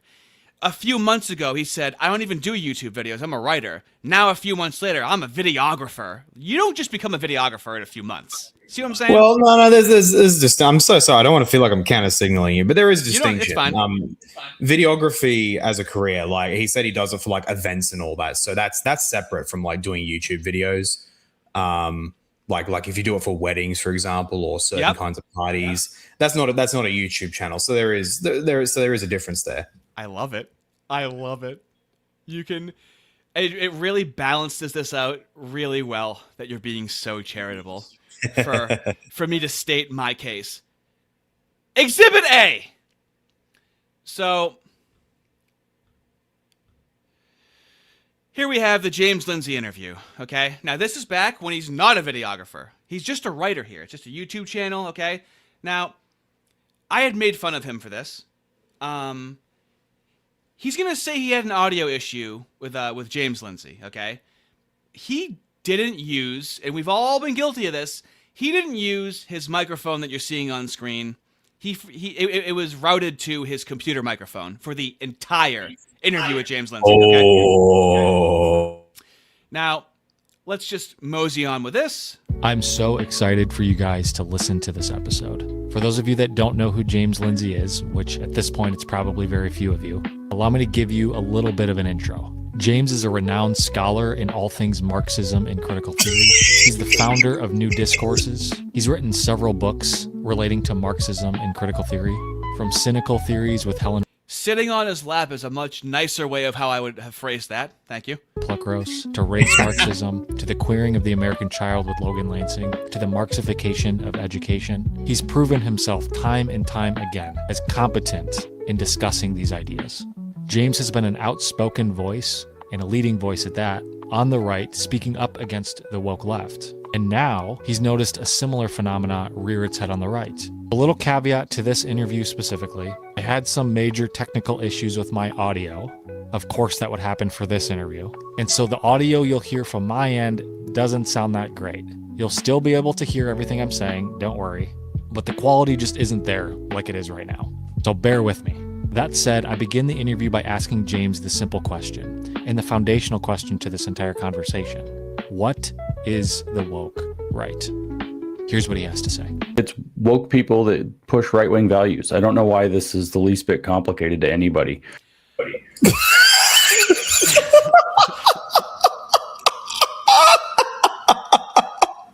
What? Hey, Lindsay, what is this word? What is the definition of this word? Well, the definition of this word is this word. Now, if my hearing served me correctly, it sounded like James Lindsay said, I don't understand what's so difficult to why people aren't understanding this, right? Okay. Well, let's see what James Lindsay also has said about this. And James, you mentioned the term woke right. It's a term you and I have both used, but it'd be interesting to talk about it for a number of reasons. But first of all, what do you mean by that term? Because a lot of people are very confused about it. Yeah, it's not necessarily the best term. It's more accurate to I don't use the word woke too. I use it a little too casually still, generally speaking. But This duplicitousness is what makes me angry on the internet. Okay. Oh yeah, he told on himself here. Oh dear. Like, but here in this conversation, so like, you and I imagine, would feel a sense of shame and embarrassment if I was showing this duplicitous of a video of something you said like a couple months ago about you carving out a position, and then you're all of a sudden acting like everyone should understand it. You'd be like, wow, that was kind of like embarrassing. That's like a pretty huge contradiction, like a sense of shame there. Like, I assume, because you're carving out a very, I am in YouTube commentary, okay? It's easy being me. I have much more respect for someone like you that has a much more forward and carved out position. You're clearly stating this is what I am. So you have to be very fundamentally sound on what you're saying, or else you're going to, like, I don't know, look stupid and feel dumb, right? Right? Precisely the case.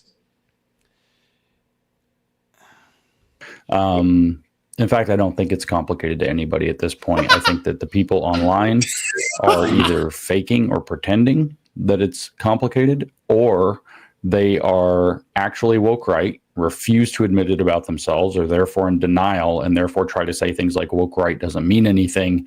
And so it's confusing. But what we have is, what I've run into is that if I go out in real life and I talk to people, and I've got about, I don't know, 10 friends who have told me the same story, some of whom are, pretty savvy individuals. And it doesn't matter if they're talking to kind of politically engaged people. It doesn't matter if they're talking to the person acting identity. The funny part is, going back to a lot of your work So we're going to listen to his audio right now. that you've done, back in 2020. I have a question for you. What on earth are his headphones plugged into? Isn't the point of having the headphones where you can kind of like hear the audio that's coming out? Wouldn't that have been like corrected? I mean, like, presumably his laptop is just maybe in front of him. That looks like that's where it's going. So that But, like, seems is that the point of seems fine. headphones to hear your audio? I mean, yeah, he's clearly it's almost certainly like connected to his laptop or whatever computer he's using there. My bigger issue is he like forgetting something so basic as like making sure you got the right mic plugged in. Now, in fairness, I've done that a couple of times myself. But then again, I'm not a professional videographer, am I? This is the claim. This is the hubris that I keep invoking. And second, I mean, I wouldn't say it was hubris on his part. It's just like he just said that's his job. But second, It's not his job. what the hell is that? What the hell is that cutoff? Like with like that top of his head being cut off by the camera? What is that? We got framing now. We got some framing issues now. Sure. Yeah, we do. Now, here's what genuinely bothers me, and I don't want to be too autistic, but I really can't help it. So this is what I want to explain to people as what is called a flattening profile, okay? So when you have a good, like you got a camera, okay? Now, if you're looking to do color correcting in post-production, you might have something washed out like So I this, set up- okay? Oh, I didn't realize. Yeah. Oh my word, you're right. So It looks like he's filming in log. yes, Which is so you want which is the for people who don't know, log is the standard format for when you want to do advanced levels of color correction. So what it does is it squashes all the color data together such that the final result, it looks very gray and washed out. But that's only because it gives you a flattened standard so that you can do really precise and good color correction. That's what I do for my videos. That's why my recent videos now look very, very bright, very, very vibrant, very sharp. I really like it. But when you look at the raw video file, it's very flat. Now the obvious thing is that when you record and it looks flat, that's when you're recording in log, you obviously don't want it to stay that way. You want it to be corrected.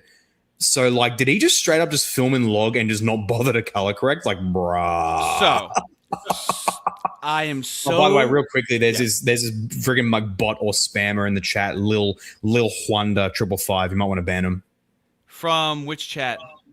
on the Kick chat. Oh, that's Kick. That's not in the entire. No one that's actually watching this sees that. So I'm trying to go to Kick at the same time, but I appreciate looking out for that. But so I'm so glad you just said that.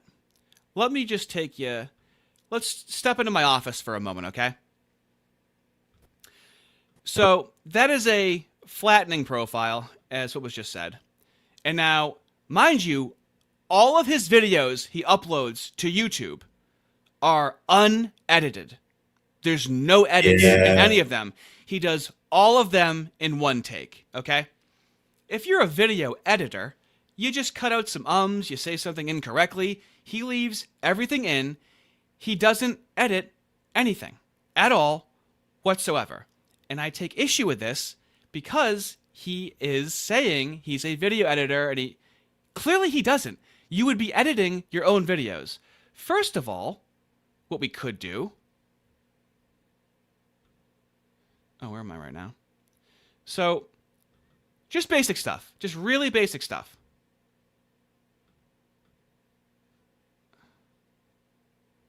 Why is this not working?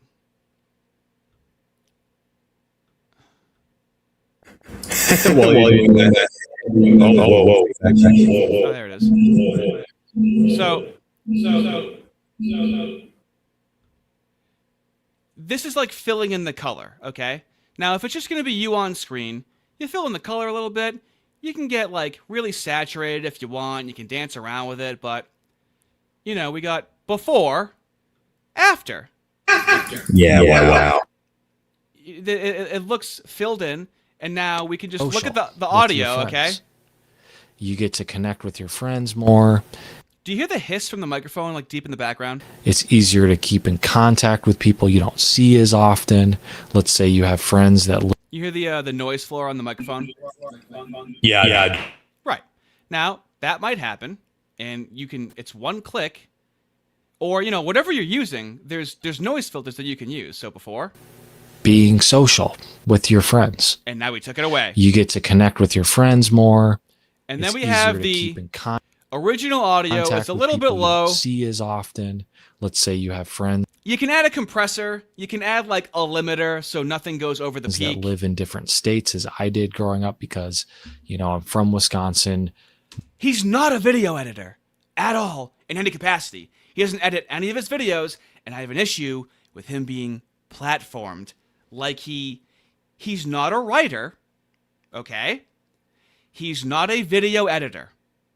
He's not a photographer. He's not any of these things. He is a media fraud. And I take great issue with that because I actually make media on the internet, and I am very much in the industry of people claiming like, yo, I can edit that, I can do this, I can do that. I'm a videographer because I have an iPhone or I have this camera, and it's like, no, dude. Even the fact that you knew what a log was, are you going around putting the, like, yeah, I don't want to brag, but like, you know, I do some video work on the side. Do you think he does video work on the side? I mean, I'm getting mad. Oh, okay. No, I'll stop that right now. Hold on, I just gotta change this. You're right. My bad. I got you, dog. Go ahead. All right, test. Go ahead. All right, good. I mean, like, look, I don't know if I agree because, like, in the end, with the Boyce interview in particular, he just said, like, Boyce asked, like, what do you do for work? And the guy's like, oh, I'm a video editor. He's not, from what I've seen with Mikale, he's not exactly like bragging about it or anything. So like, I don't think that's really something that's worth harping on too much. It just is funny though how, on the one hand, he does professional videography work, but then on the other hand, he doesn't. Apparently is not bothered to do something that would. I mean, for me at least, it would take me absolute 10 minutes max to do. And when I say that, I mean from physically taking out the SD card from my camera all the way to clicking export, like max 10 minutes just to do that. Because his videos are just like stream of consciousness videos. My ones are much more heavily edited and clipped and all that compared to his. Right, but the issue I have is he's positioning himself as if he works in media. That is the point of him saying that. It's to legitimize himself. That's a good point. That's good.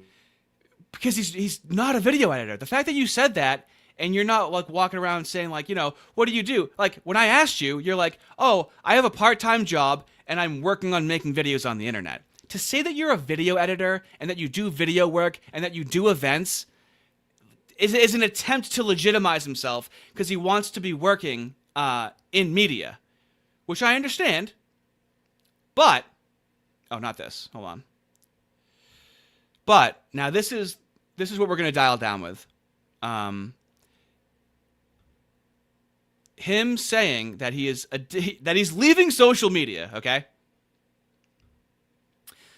And this is just another thing where it's like it's very female to be like, I'm going to declare to the internet that I'm leaving.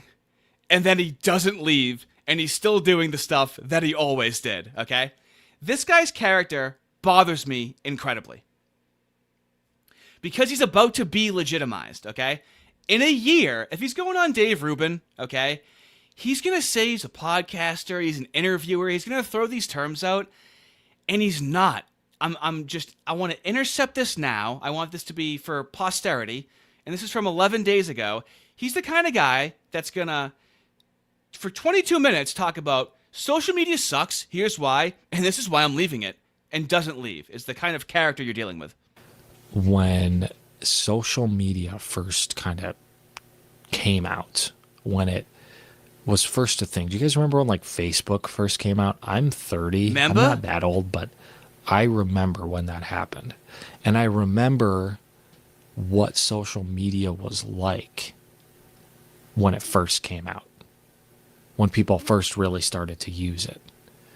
I remember that it was primarily just about being social with your friends. You get to connect with your friends more. It's easier to keep in contact with people you don't see as often.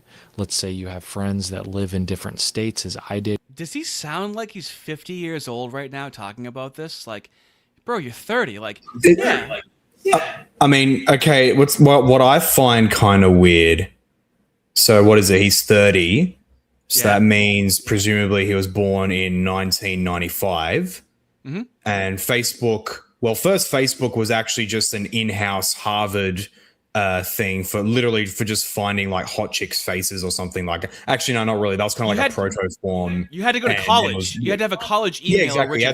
It was initially just a Harvard thing, just for connecting with other Harvard students. Then it was adopted by other universities and colleges, and then in 2006. It became public. So he would have been 11 then. Yeah, okay. I guess he could have had access because, like, in the end, what could parents do back then, especially, like, who would have known nothing about this tech? So, okay, that kind of checks out. I guess he probably had that experience. It's like back in my day, it's like, could you drive? Could you, like, how old were you? Like, what are you talking about? When you first interacted with social media, it was already, like, when he came up, and I guess you did as well, but, like, came up with social media. I remember MySpace. Do you remember MySpace? I actually do. Even though I'm only 26. I never used it myself. I think I made an account once, but I never used it. But I only know much of it because my sister was always on it. Yeah, what killed MySpace is they allowed way too much customization and the pages took way too long to load. But then, yeah, so anyway, so different social media came through and he's like, back in my day, you just connected to someone and said, how you doing? It's like, okay, yeah, it was different, sure. Growing up because, I'm from Wisconsin, moved to Hawaii when I was really young, stayed there for a while with, I'm from Wisconsin. My whole family, obviously. And then we moved back to Wisconsin when I was in high school. And so I've had friends in different states. And I remember, like, as a kid in middle school and high school, using Facebook to keep up with people that I am not going to see very often anymore because we don't live in the same part of the world. And I remember that's all it was. It wasn't anything like what it is today. Right. It wasn't all about the news and the neuroticism and the chaos and the doom scrolling and all this crazy nonsense. Like, it sucks. Social media today freaking sucks. I I might have to use that as a drop in the stream. Social media frickin' sucks. Frickin'. He hits us with a frickin'.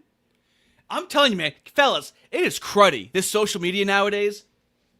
All this malarkey online, it friggin' sucks. He's having a social media is toxic argument right now. Sure, let's see if he puts a good spin on it. It sucks. And I think a lot of younger generations that they not only, and by the way, when Facebook first came out, it wasn't like you were carrying it around in your pocket 24/7 because smartphones weren't a thing. Oh my God, shut up. And they don't Oh know my that God. it used to be generally like okay and kind of fun and actually social, and it would like spark social engagement with your friends. Now it does the opposite. Now it creates antisocial behavior. The trends are very clear on that now. There's been so many studies done on this. But they also don't even remember. Does it ever bother you when somebody tries to just invoke general random studies to like supplement their point? There's so many studies about this. Study show.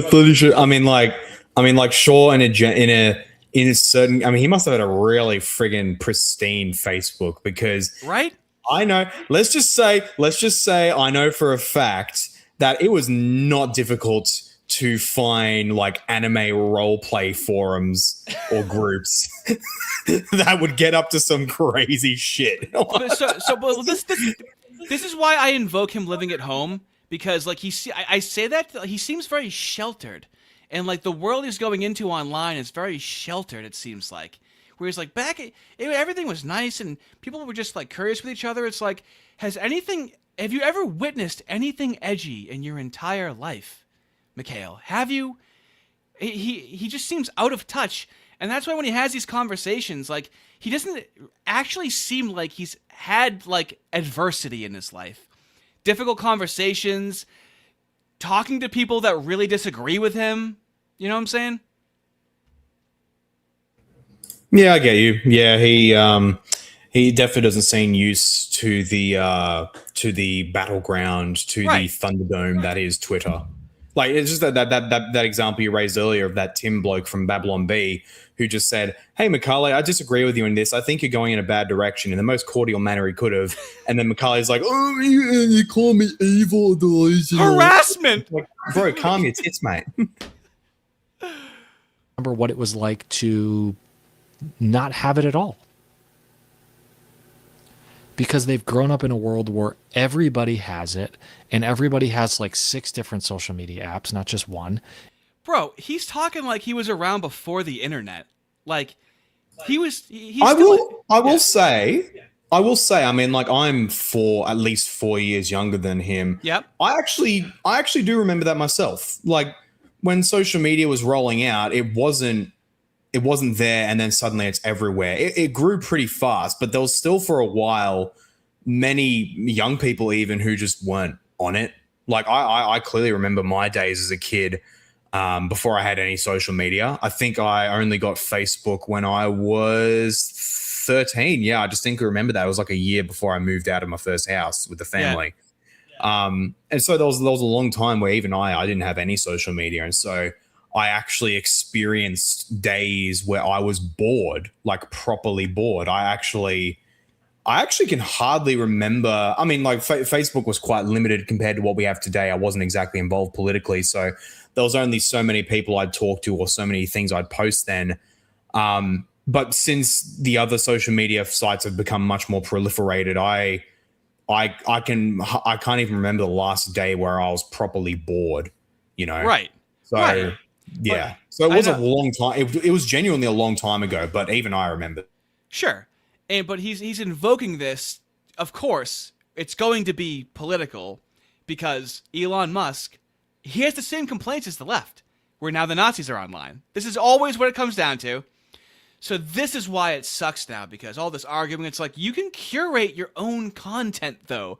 If I'm not going to go through his X account, we all already know. He's constantly engaging and fighting. Like he's doing he's choosing to do it. He's a victim of his own choices, right? Which his religion should help him like rectify this. You know, it's like, dude, like you got something else that you could go and do, surely, but he's choosing to be into it because that's what gives him attention. and he's actually gonna say this, that he's making this video, why social media sucks and why I'm leaving it. He's gonna act like everybody has these problems, but he's projecting his own insecurities and problems onto the internet, which is just like, you at this age, making content is just a very novice move to make. This is a problem that you have. This not like, hey guys, here's the issue with the internet. It's like, this is an issue for you. You have an issue with your internet time. I understand that. But he's really projecting it onto like everybody, which is just, you don't want this guy who's going to be elevated taking cues from this guy about what's going on with the woke right, is all I'm saying. And they're all kind of doing all the social media apps kind of do the same thing.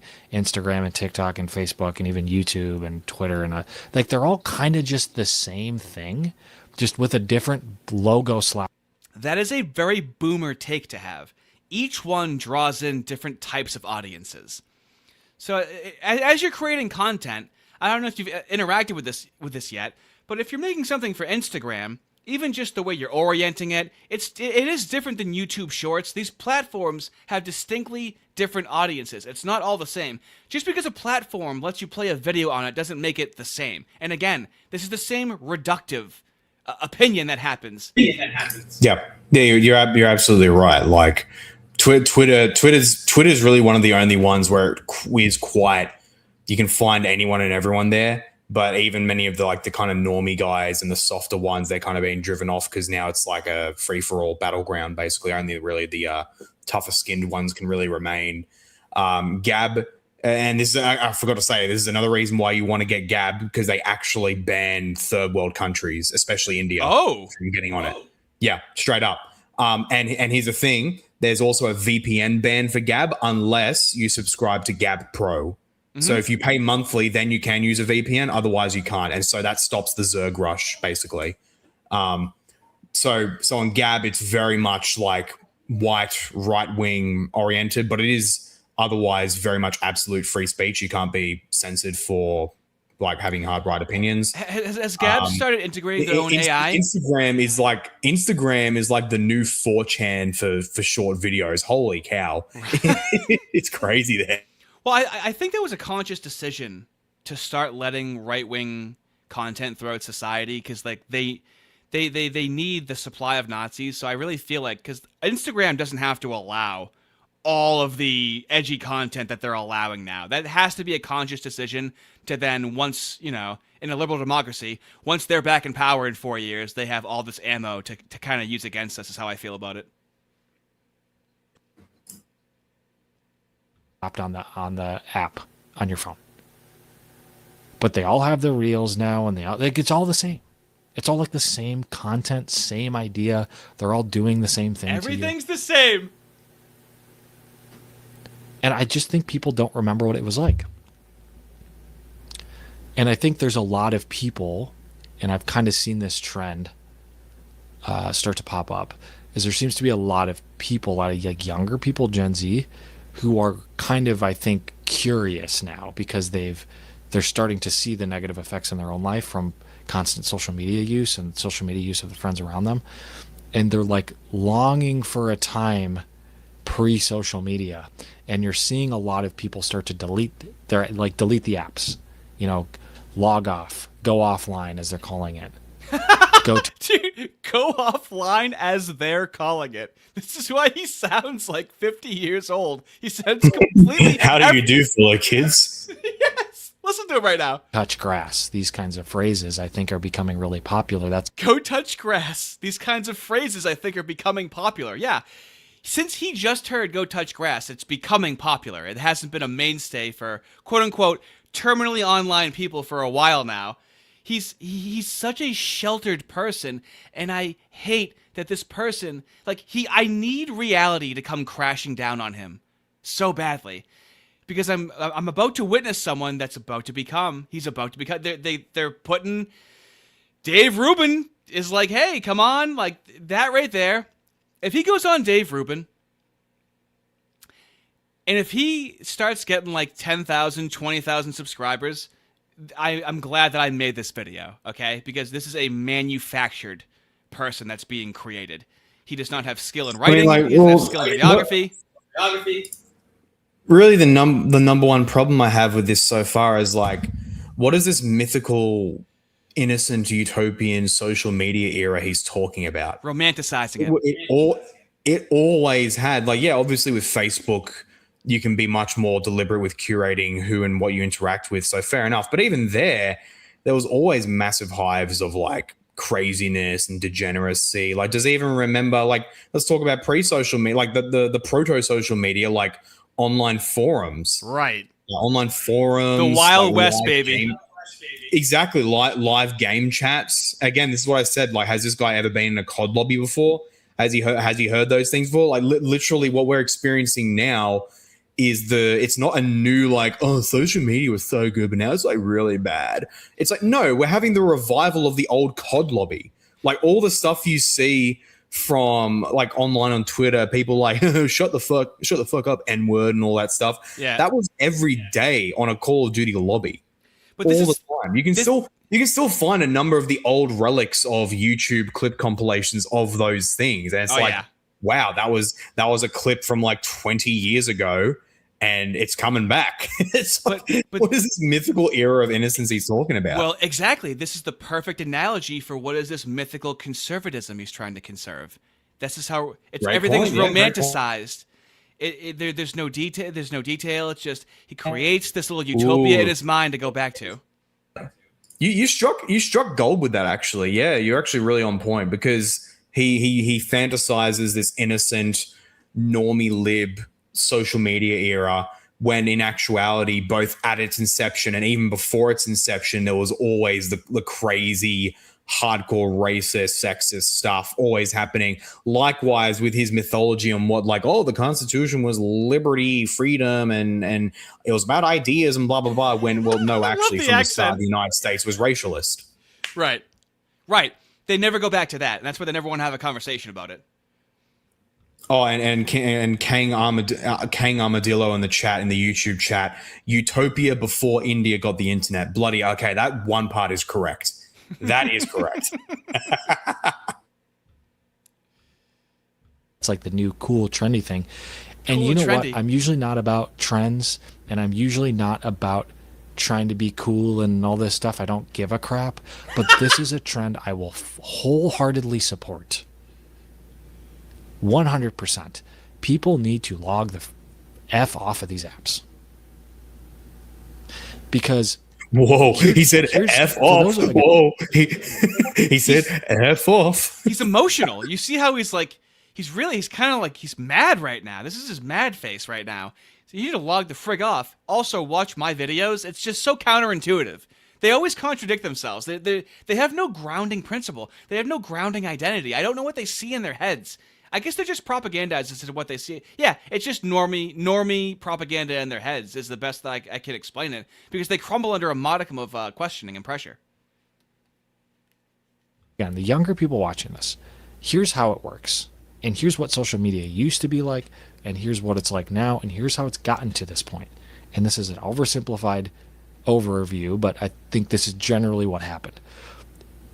To give the benefit of the doubt to the people that originally created social media apps, which they might not have good intentions, but let's just assume for the sake of this argument, and based off of how most people used social media back then, it started off as a way, just like I said before, you can connect with your friends a little easier that you might not see very often. You keep up with people's lives. You see baby photos and wedding photos and all that. And that still exists on social media, but that's not like primarily what social media is anymore, right?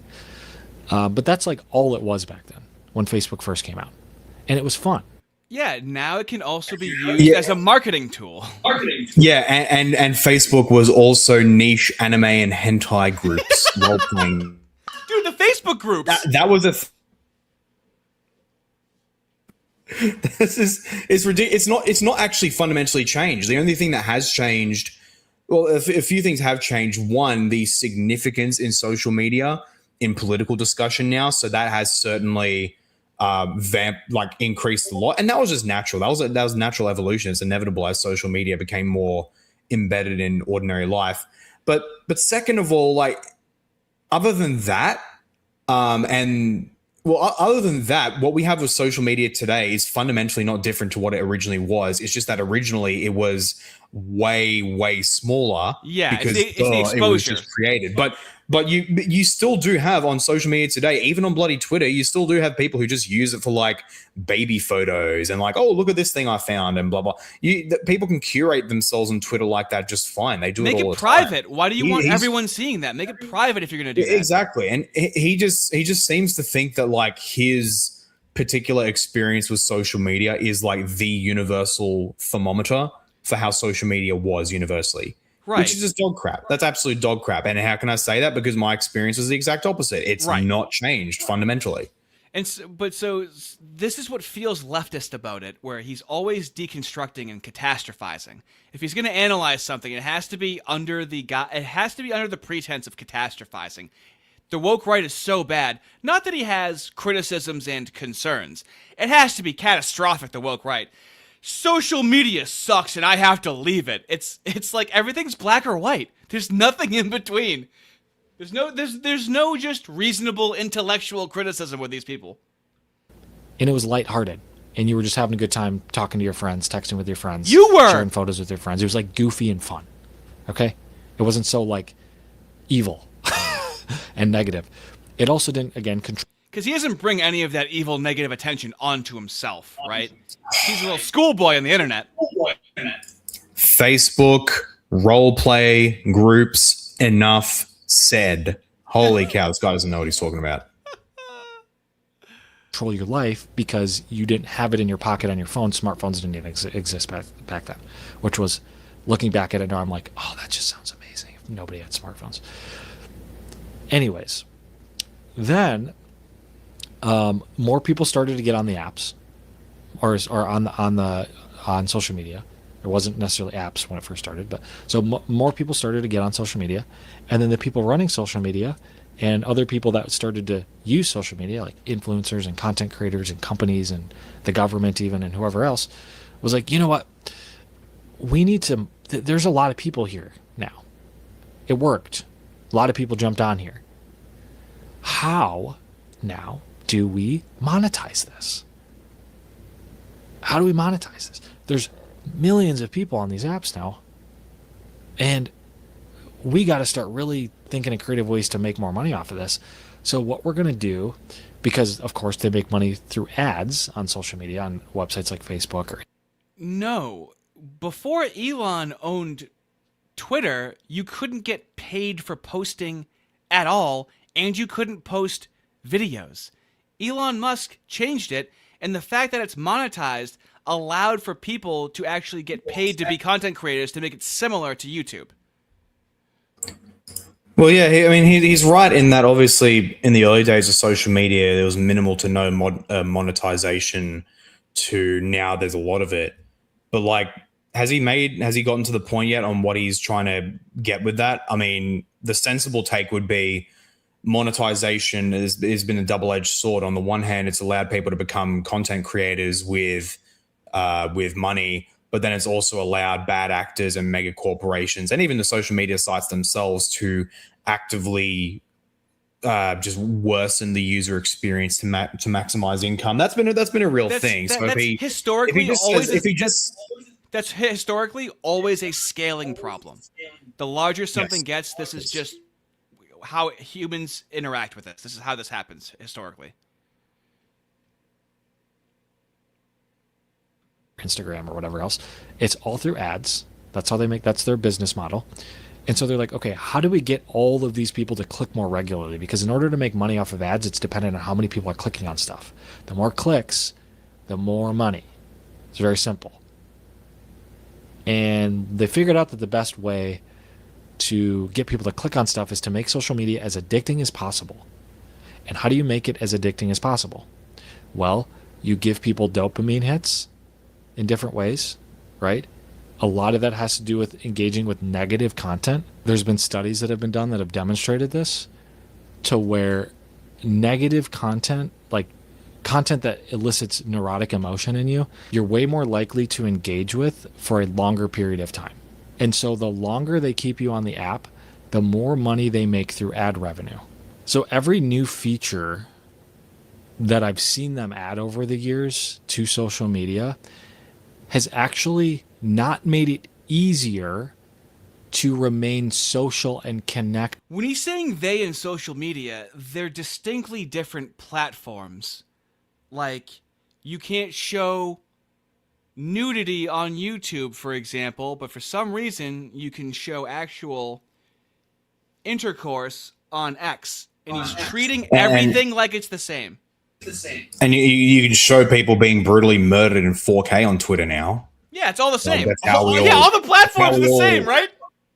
Yeah, they're all the same. Yeah, I mean that's how we all got the videos of Charlie Kirk, directly. That's how I was able to get them. That's how I was able to get relatively high, like pretty much from what I can see, the highest quality versions of those videos. It was through Twitter. Like the days of, like, thanks to Twitter alone, the days of Best Gore and Live Leak are like gone. Those sites are redundant now. You can just go to Twitter, right? get the same things. Like, I used to have to search, like, now I might scroll past Ogrish in public by accident if I'm on my phone in public, Yeah, exactly. Like I remember, like we all. I'm like, there's no hiding it. All those young guys had those days years ago where we go to Live Leak and look up, man gets hit by a train, or cartel execution. We all did that. Oh yeah.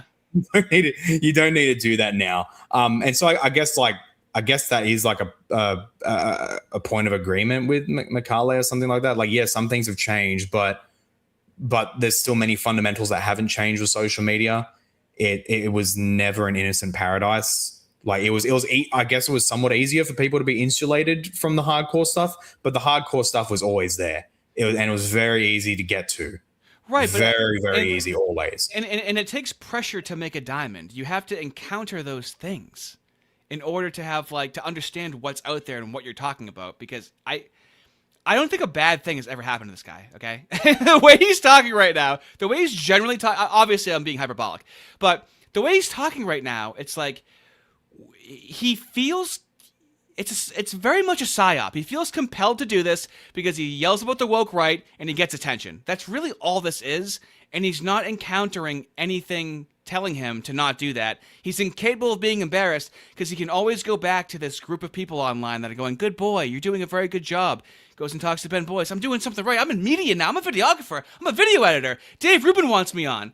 And I just am praying for him to encounter, and I will need to see him be embarrassed at some point. Would feel very good, because this is going to get out of control with this guy. If this guy becomes like an actual talking head, I'm going to lose my mind. It's going to bother me so much because I've seen it. When you can see like a ship 1 degree off course and you go, oh, that should have been like corrected early on, if you don't correct something early. And if he turns into a legitimate influencer, I'm going to lose it, is the best way I can say it to you. Did with your friends, which is what I thought the original purpose of social media was. No. It's made it more addicting, and it's made it harder to get off. It's turned it into a drug that's fueled by your neurotic emotions, right? Especially when it comes to always been that way. No. It's new because it's just occurring to him. It is peak midwit. Can we agree on that? Yeah, 100%. It's just constant negativity.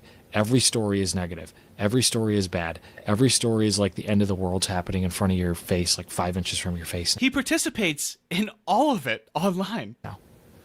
And you just get sucked in. I read this one study that showed that you're more likely. Oh my God. Okay.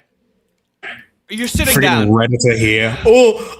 This study about something I could just observe in freaking real life myself, but this study says it's way worse. It's way worse than you think. Are you sitting down? Are you ready? I am sitting down. Do you have your helmet on? Put on your helmet. Your helmet's on right now, right? My skull is very thick thanks to my Lebanese genes. I should be fine. Right. Yeah. You got dinosaur bones. Good. You ready? Okay. To experience PTSD from doom scrolling negative news on social media than people who are at real life traumatic events like the Boston Marathon bombing or something like that. And people from doom scrolling. Did you Did you understand how damaging doom scrolling induces PTSD more than the Boston bombing?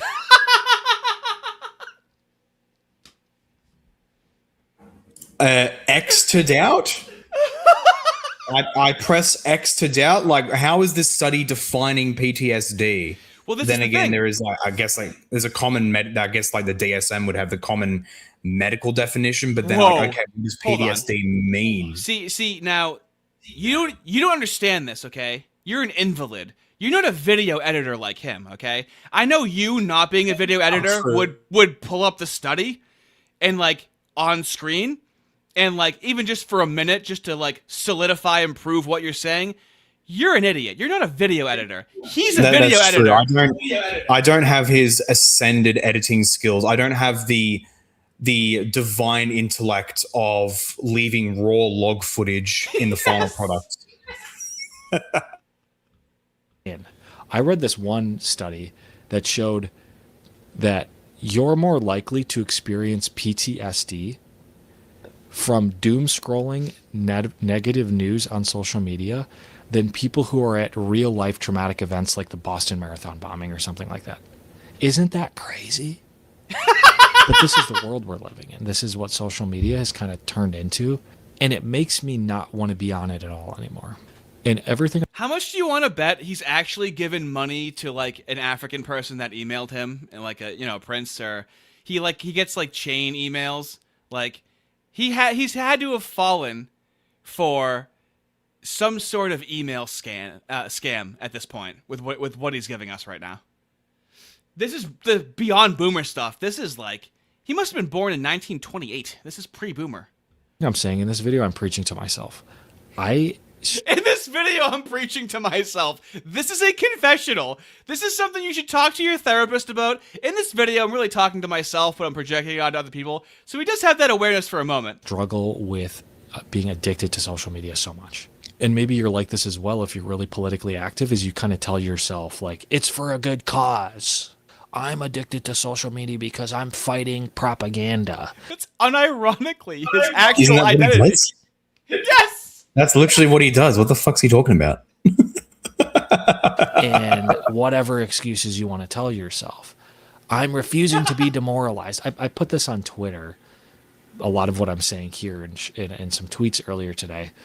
Basically, like, you know what, guys, I've just been thinking a lot about this. I'm sick of social media. It's not good for me. It's not good for anybody. You know, we're not actually, what are we accomplishing here? Like this kind of stuff, right? And people were commenting like, don't be demoralized. This is what they want. Don't be demoralized. I don't think it's being demoralized to recognize the unhealthy nature of social media. You have to have a strong sense of self and purpose if you're going to be online every day to navigate what's happening. You have to understand that there's rage bait and people are just trying to antagonize you. There is a psychology behind it to like not have it weigh you down. And then if you're stressed out by it, you go, you know what, that's really toxic. And I don't know, I feel like I'm talking to a child right now. But if you want to engage like politically, you have to be grounded in like a mission of what you're doing and understand the tactics being used against you. God mode enabled for $2. This guy, has anybody successfully synthesized white nationalists and Jesus? This guy went on Adam and Sitch. Me. Oh, actually, you know what? Let's do that. Let's wind down right now. I have to pee, but I'm just going to wind this down. We're already at 2 hours. We've gotten our jabs in. But this guy went on Adam and Sitch and gave us a shout out. And I really appreciate that. And he called us white nationalists and he completely made us sound a certain way. But that was great. I'd rather talk about this right now. So let's put us up here. Let's start to wind down. And then at the very end, I want you to, if you want, you can share the screen and show us the kind of stuff you're working on. And hype your shit at the very end if that's okay with you. Is it okay if you push your stuff at the end? Yeah, 100%. I'm keen to do that. So what I'm curious about, I don't know if you know, but do you know who Eric Arval is? Yes, I do. I've seen his stuff. Yeah. So tentatively, it looks like we're going to be able to interview him in a couple of weeks. And so what was now I don't know if he's a pagan or a mystic or he's a Neoplatonist. You'll know more about this than I do. So he's kind of complicated that way. He's like a Christian Platonist, but a very, very syncretist type, to a heretical degree, I'd basically say. Yeah. Okay. So, but what's fascinating about him is that like Christianity in general doesn't seem to have a prescription for race, and so he seems to be developing a philosophy metaphysically very much centered around the white race, which makes it compelling. And then also, Platonism can be before religions in general, I believe is how he's positioned it. So I'm actually curious to hear your response to that, because this is very new to me. Yeah, there's some truth to that. I think the fundamental mistake many people make, both Christians who are like racial egalitarians, as well as hard right guys who are like anti-Christianity, because it's about equality of humanity and universalism. Blah, blah, blah. Yeah. I think the mistake they both make is the assumption that Christianity intended the Christian faith, and to be precise about that, like divine revelation from God through Christ and what have you, that it was intended to give all of the necessary, just everything for all areas of life, for all concerns and all that, when it wasn't. It was very particular. It had a very particular message. Who is God? How do we submit to him? How are we saved from judgment? What is our, like, basically reordering what is our true ultimate love above all material things. Mm-hmm. That's fundamentally what it was. It wasn't intended to give a total system of social organization or even social like philosophy and metaphysics. It took for granted. You can even read this in like the apostles' own writings. They take for granted the observations of natural law, creation, and what have you, things which aren't explicitly written down in scripture. And so with that in mind, it's very easy to read what the commands of Christ and what have you, but then also recognize at the same time, race is real and society ought to be organized according to those lines. And we have those natural racial ties which command our higher loves versus those of other races. And so we have a particular duty and obligation, just as we have a duty for caring for our own family over that of other families. Like that is explicitly in scripture.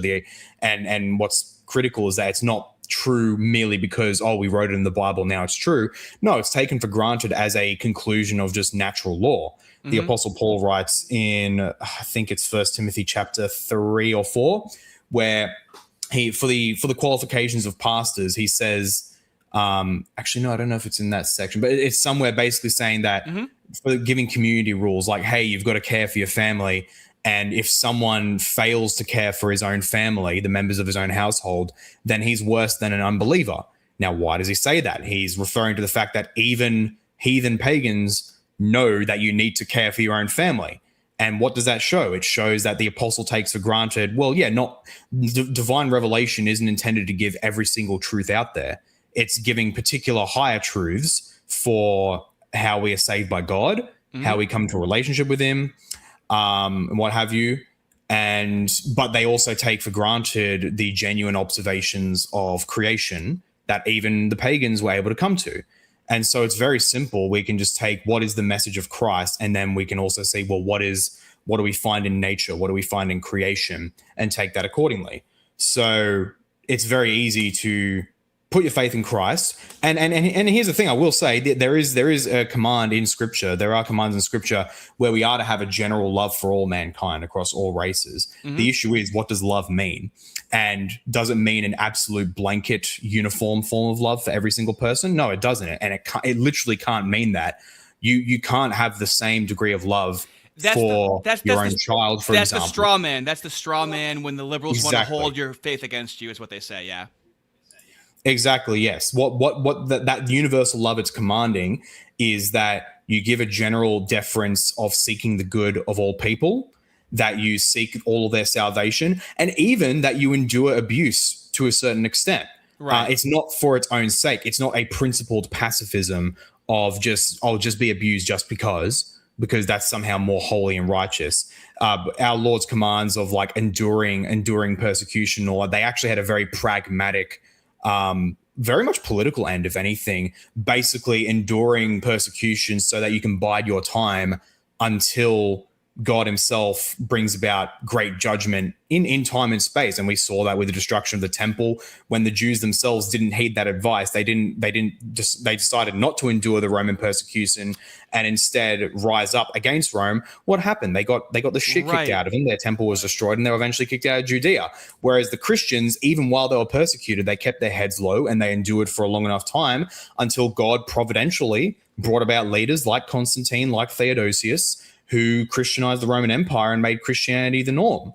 And so in that light, we can have those things, but it's also still an ordered love. You can't have the same love for your own child as you do for just any child in Africa. Like, you physically can't. I can physically feed my own child, and hypothetically, I don't have any children, but I can't do the same for an African child. That's like the base minimum. So even just that basic consideration shows that the universal love we're commanded to have is not a blanket, uniform, absolute matter. And I feel it's not that. And that rejection of truth is manifested with the left and with the kosher centrists to act like that they care so much about other, like the virtue signaling. That's where that virtue signaling comes from, is to act like you care so much about these other people where we intuitively know that you couldn't possibly. And that's what feels precisely wrong about it. Yeah. Hell yeah, bro. You know what? If you want, you can I think it's your website.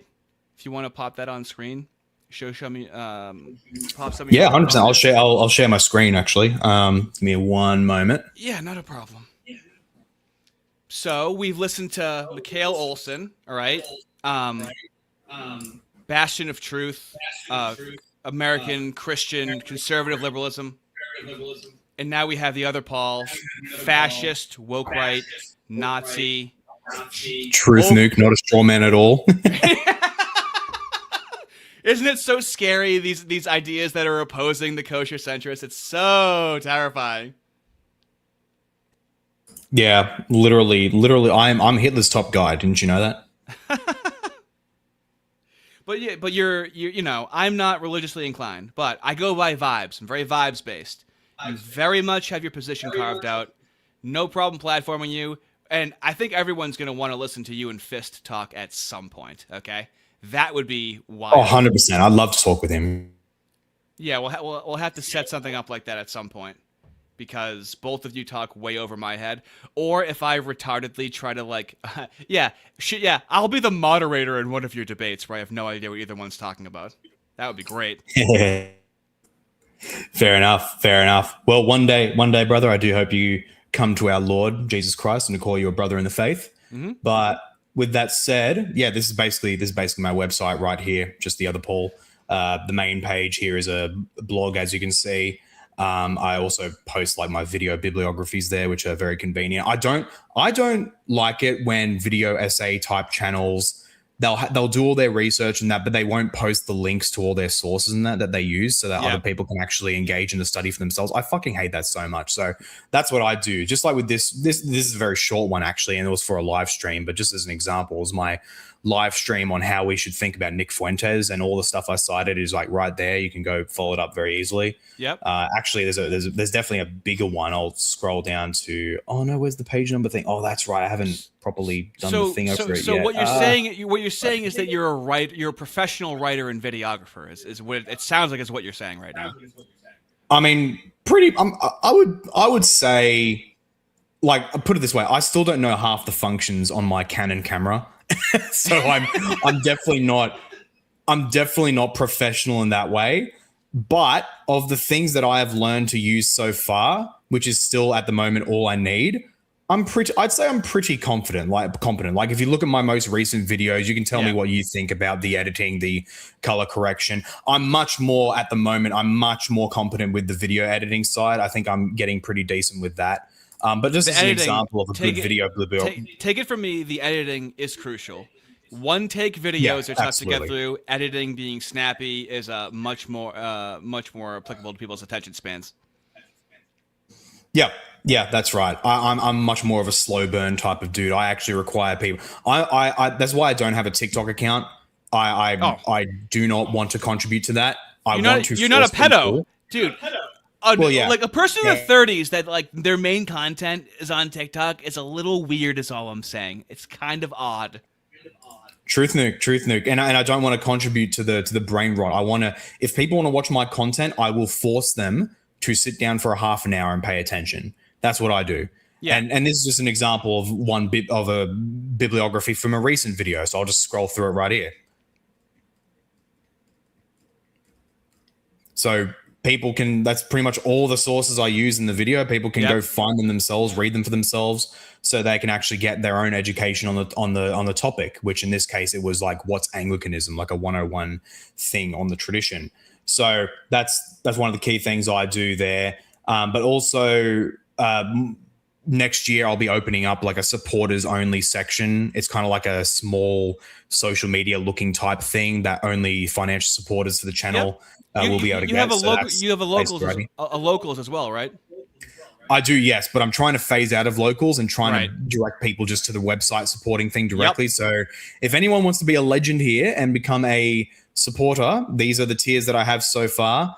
One day in the future when I'm bigger and I can justify it, I will have even bigger tiers than this, but these are the rewards you can get right now for these tiers. So I would hugely appreciate people to become supporters because, well, I'm actually taking the leap of faith for next year. I actually asked my job to bring me down from 3 days a week to 1 day a week so that I can actually make my channel basically full time so that it can become my main income and I can eventually move where I need to move so I can have a proper life outside of the hellhole that is Sydney, Australia. Which is what a lot of people in the West are going through in general, you know, where we have oceans between us, but it's very similar what we're going through. Precisely. And so, I would hugely appreciate if anyone who's finding my channel here through the legend Artie become a supporter. The most recent section I added is the books section because my first book has just come out. And that is this one here, On the Right to Dissent. It's basically a thing on like moral theology and moral philosophy. Basically, what are Christians and even just general people, because I do natural law as well, what are people allowed to disagree on? What are things where even if you're wrong, you're not like morally evil for holding it? And the key issue I address on that is like the whole cultural spurging out. I'm like, oh, this guy denies the Holocaust, or oh, this guy questions the Holocaust. Right. And it's like, well, hang on, from a Christian standpoint, who the fuck cares? Well, the World War II history is not in scripture. It's not. We're not mandated in scripture to believe the propositions of post revelatory history, and racial egalitarianism is not taught in the Bible. How do you feel about blasphemy laws? Oh, I completely affirm them. Completely. Yeah. So I actually can agree with blasphemy laws because Joel Webbon, when he was talking about his Protestant version of Christian nationalism, he was talking about how even in a secular, atheist state, we still have blasphemy laws to talk about the moose, to say the N-word. So I had to come to the realization that if we're going to have blasphemy laws, no matter what, which is obviously the case, in my, I'm not really like an ideologue. So I don't have this ideal. I'm not like a secular humanist or have these like philosophies and shit like that. In material reality, it has been shown no matter what, there is going to be blasphemy laws. So logically, those blasphemy laws should be with Christianity, like logically. So that's I can be compelled to that definitely. I don't think I've ever said based atheist before, but that's the first time for everything. I guess I'm different, man. I'm built different, but. All right. I'm not. You just flicker your eyelids. I'm not like other atheists. I don't know, dude. I didn't expect to be here doing this at the beginning of the year. Okay, I am just winging it. All I know is that I can't go far right enough. That's all I do know, and it's not scary, and it's not like crazy. It's nothing what they said it is. All I'm trying to do is normalize these opinions, and this is what I'm saying about making this a landing pad. We have Fist, that is very into orthodoxy. You are Anglican? Correct. Anglican, okay.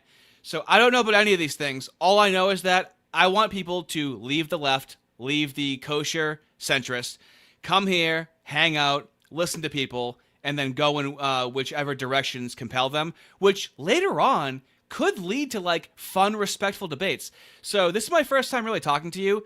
Your communication style, you're very respectable. I didn't know if like what I, you know, it's a liability having you on. I don't know you. I don't know what you're going to say. I don't know how it's going to turn out, you know? But yeah, so we're going to wind it down. We're going to end it here. I don't know how to end anything without my co-host. Double Mumble, member for 1 month, bruv. Before y'all finish, I think we need a James Lindsay type figure to discredit the kosher centrist. I alone can do it, as I have masters of dropping out. I don't know, man. I don't know if we can... I don't think they're going to listen. I don't know. I don't know how to get through to them. It seems like there's an answer somewhere, but we would have to torture them. I don't know how to ethically make them listen. But, fellas, thanks for hanging out. The other Paul, thank you very much for hanging out. I think in the future we'll just do something more dialogue focused with Fist, which seemed to be the best fit for this type of stuff. Or if we find something juicy enough, yeah. Awesome. Well, say goodbye to everybody. Thank you, mate. Thank you so much for having me on. I was very happy to do that. Very, very honored to be introduced to your audience. I hope you and other people there can get a lot out of what I do on my own channel. And if I do come back on in the future, especially with talking with Newsfist, that would 100% be fun. And yes, I can absolutely guarantee you 90% of things we'll say to each other will go over your head. But we'll basically drown you in that stuff and basically force you to get used to it and to understand it. You'll be 1,000 times, you'll be orders of magnitude more informed on these issues than the Redditors out there. I can guarantee that. I appreciate that, but you really underestimate how absolutely fucking retarded I actually am. Have a good night, fellas. In everything I'm saying in this video, I'm preaching to myself. I struggle with being addicted to social media so much. And I'm really just starting to not care. Is that bad? I don't know. Let's check in on an Olson. Not Mary Kate and Ashley. Talking about Mikale Olson. Got his nose in James Lindsay's ass cheeks. He believes in the woke right fiction. He's got a social media addiction. He's terrified of white rage. He looks like Sid from Ice Age. He relies on mental gymnastics. He uses all the mooish tactics. He'll challenge you to a debate, then refuse. All he needs is his principles, even though he'll lose. Let's check in on Mikale. As long as he has his principles,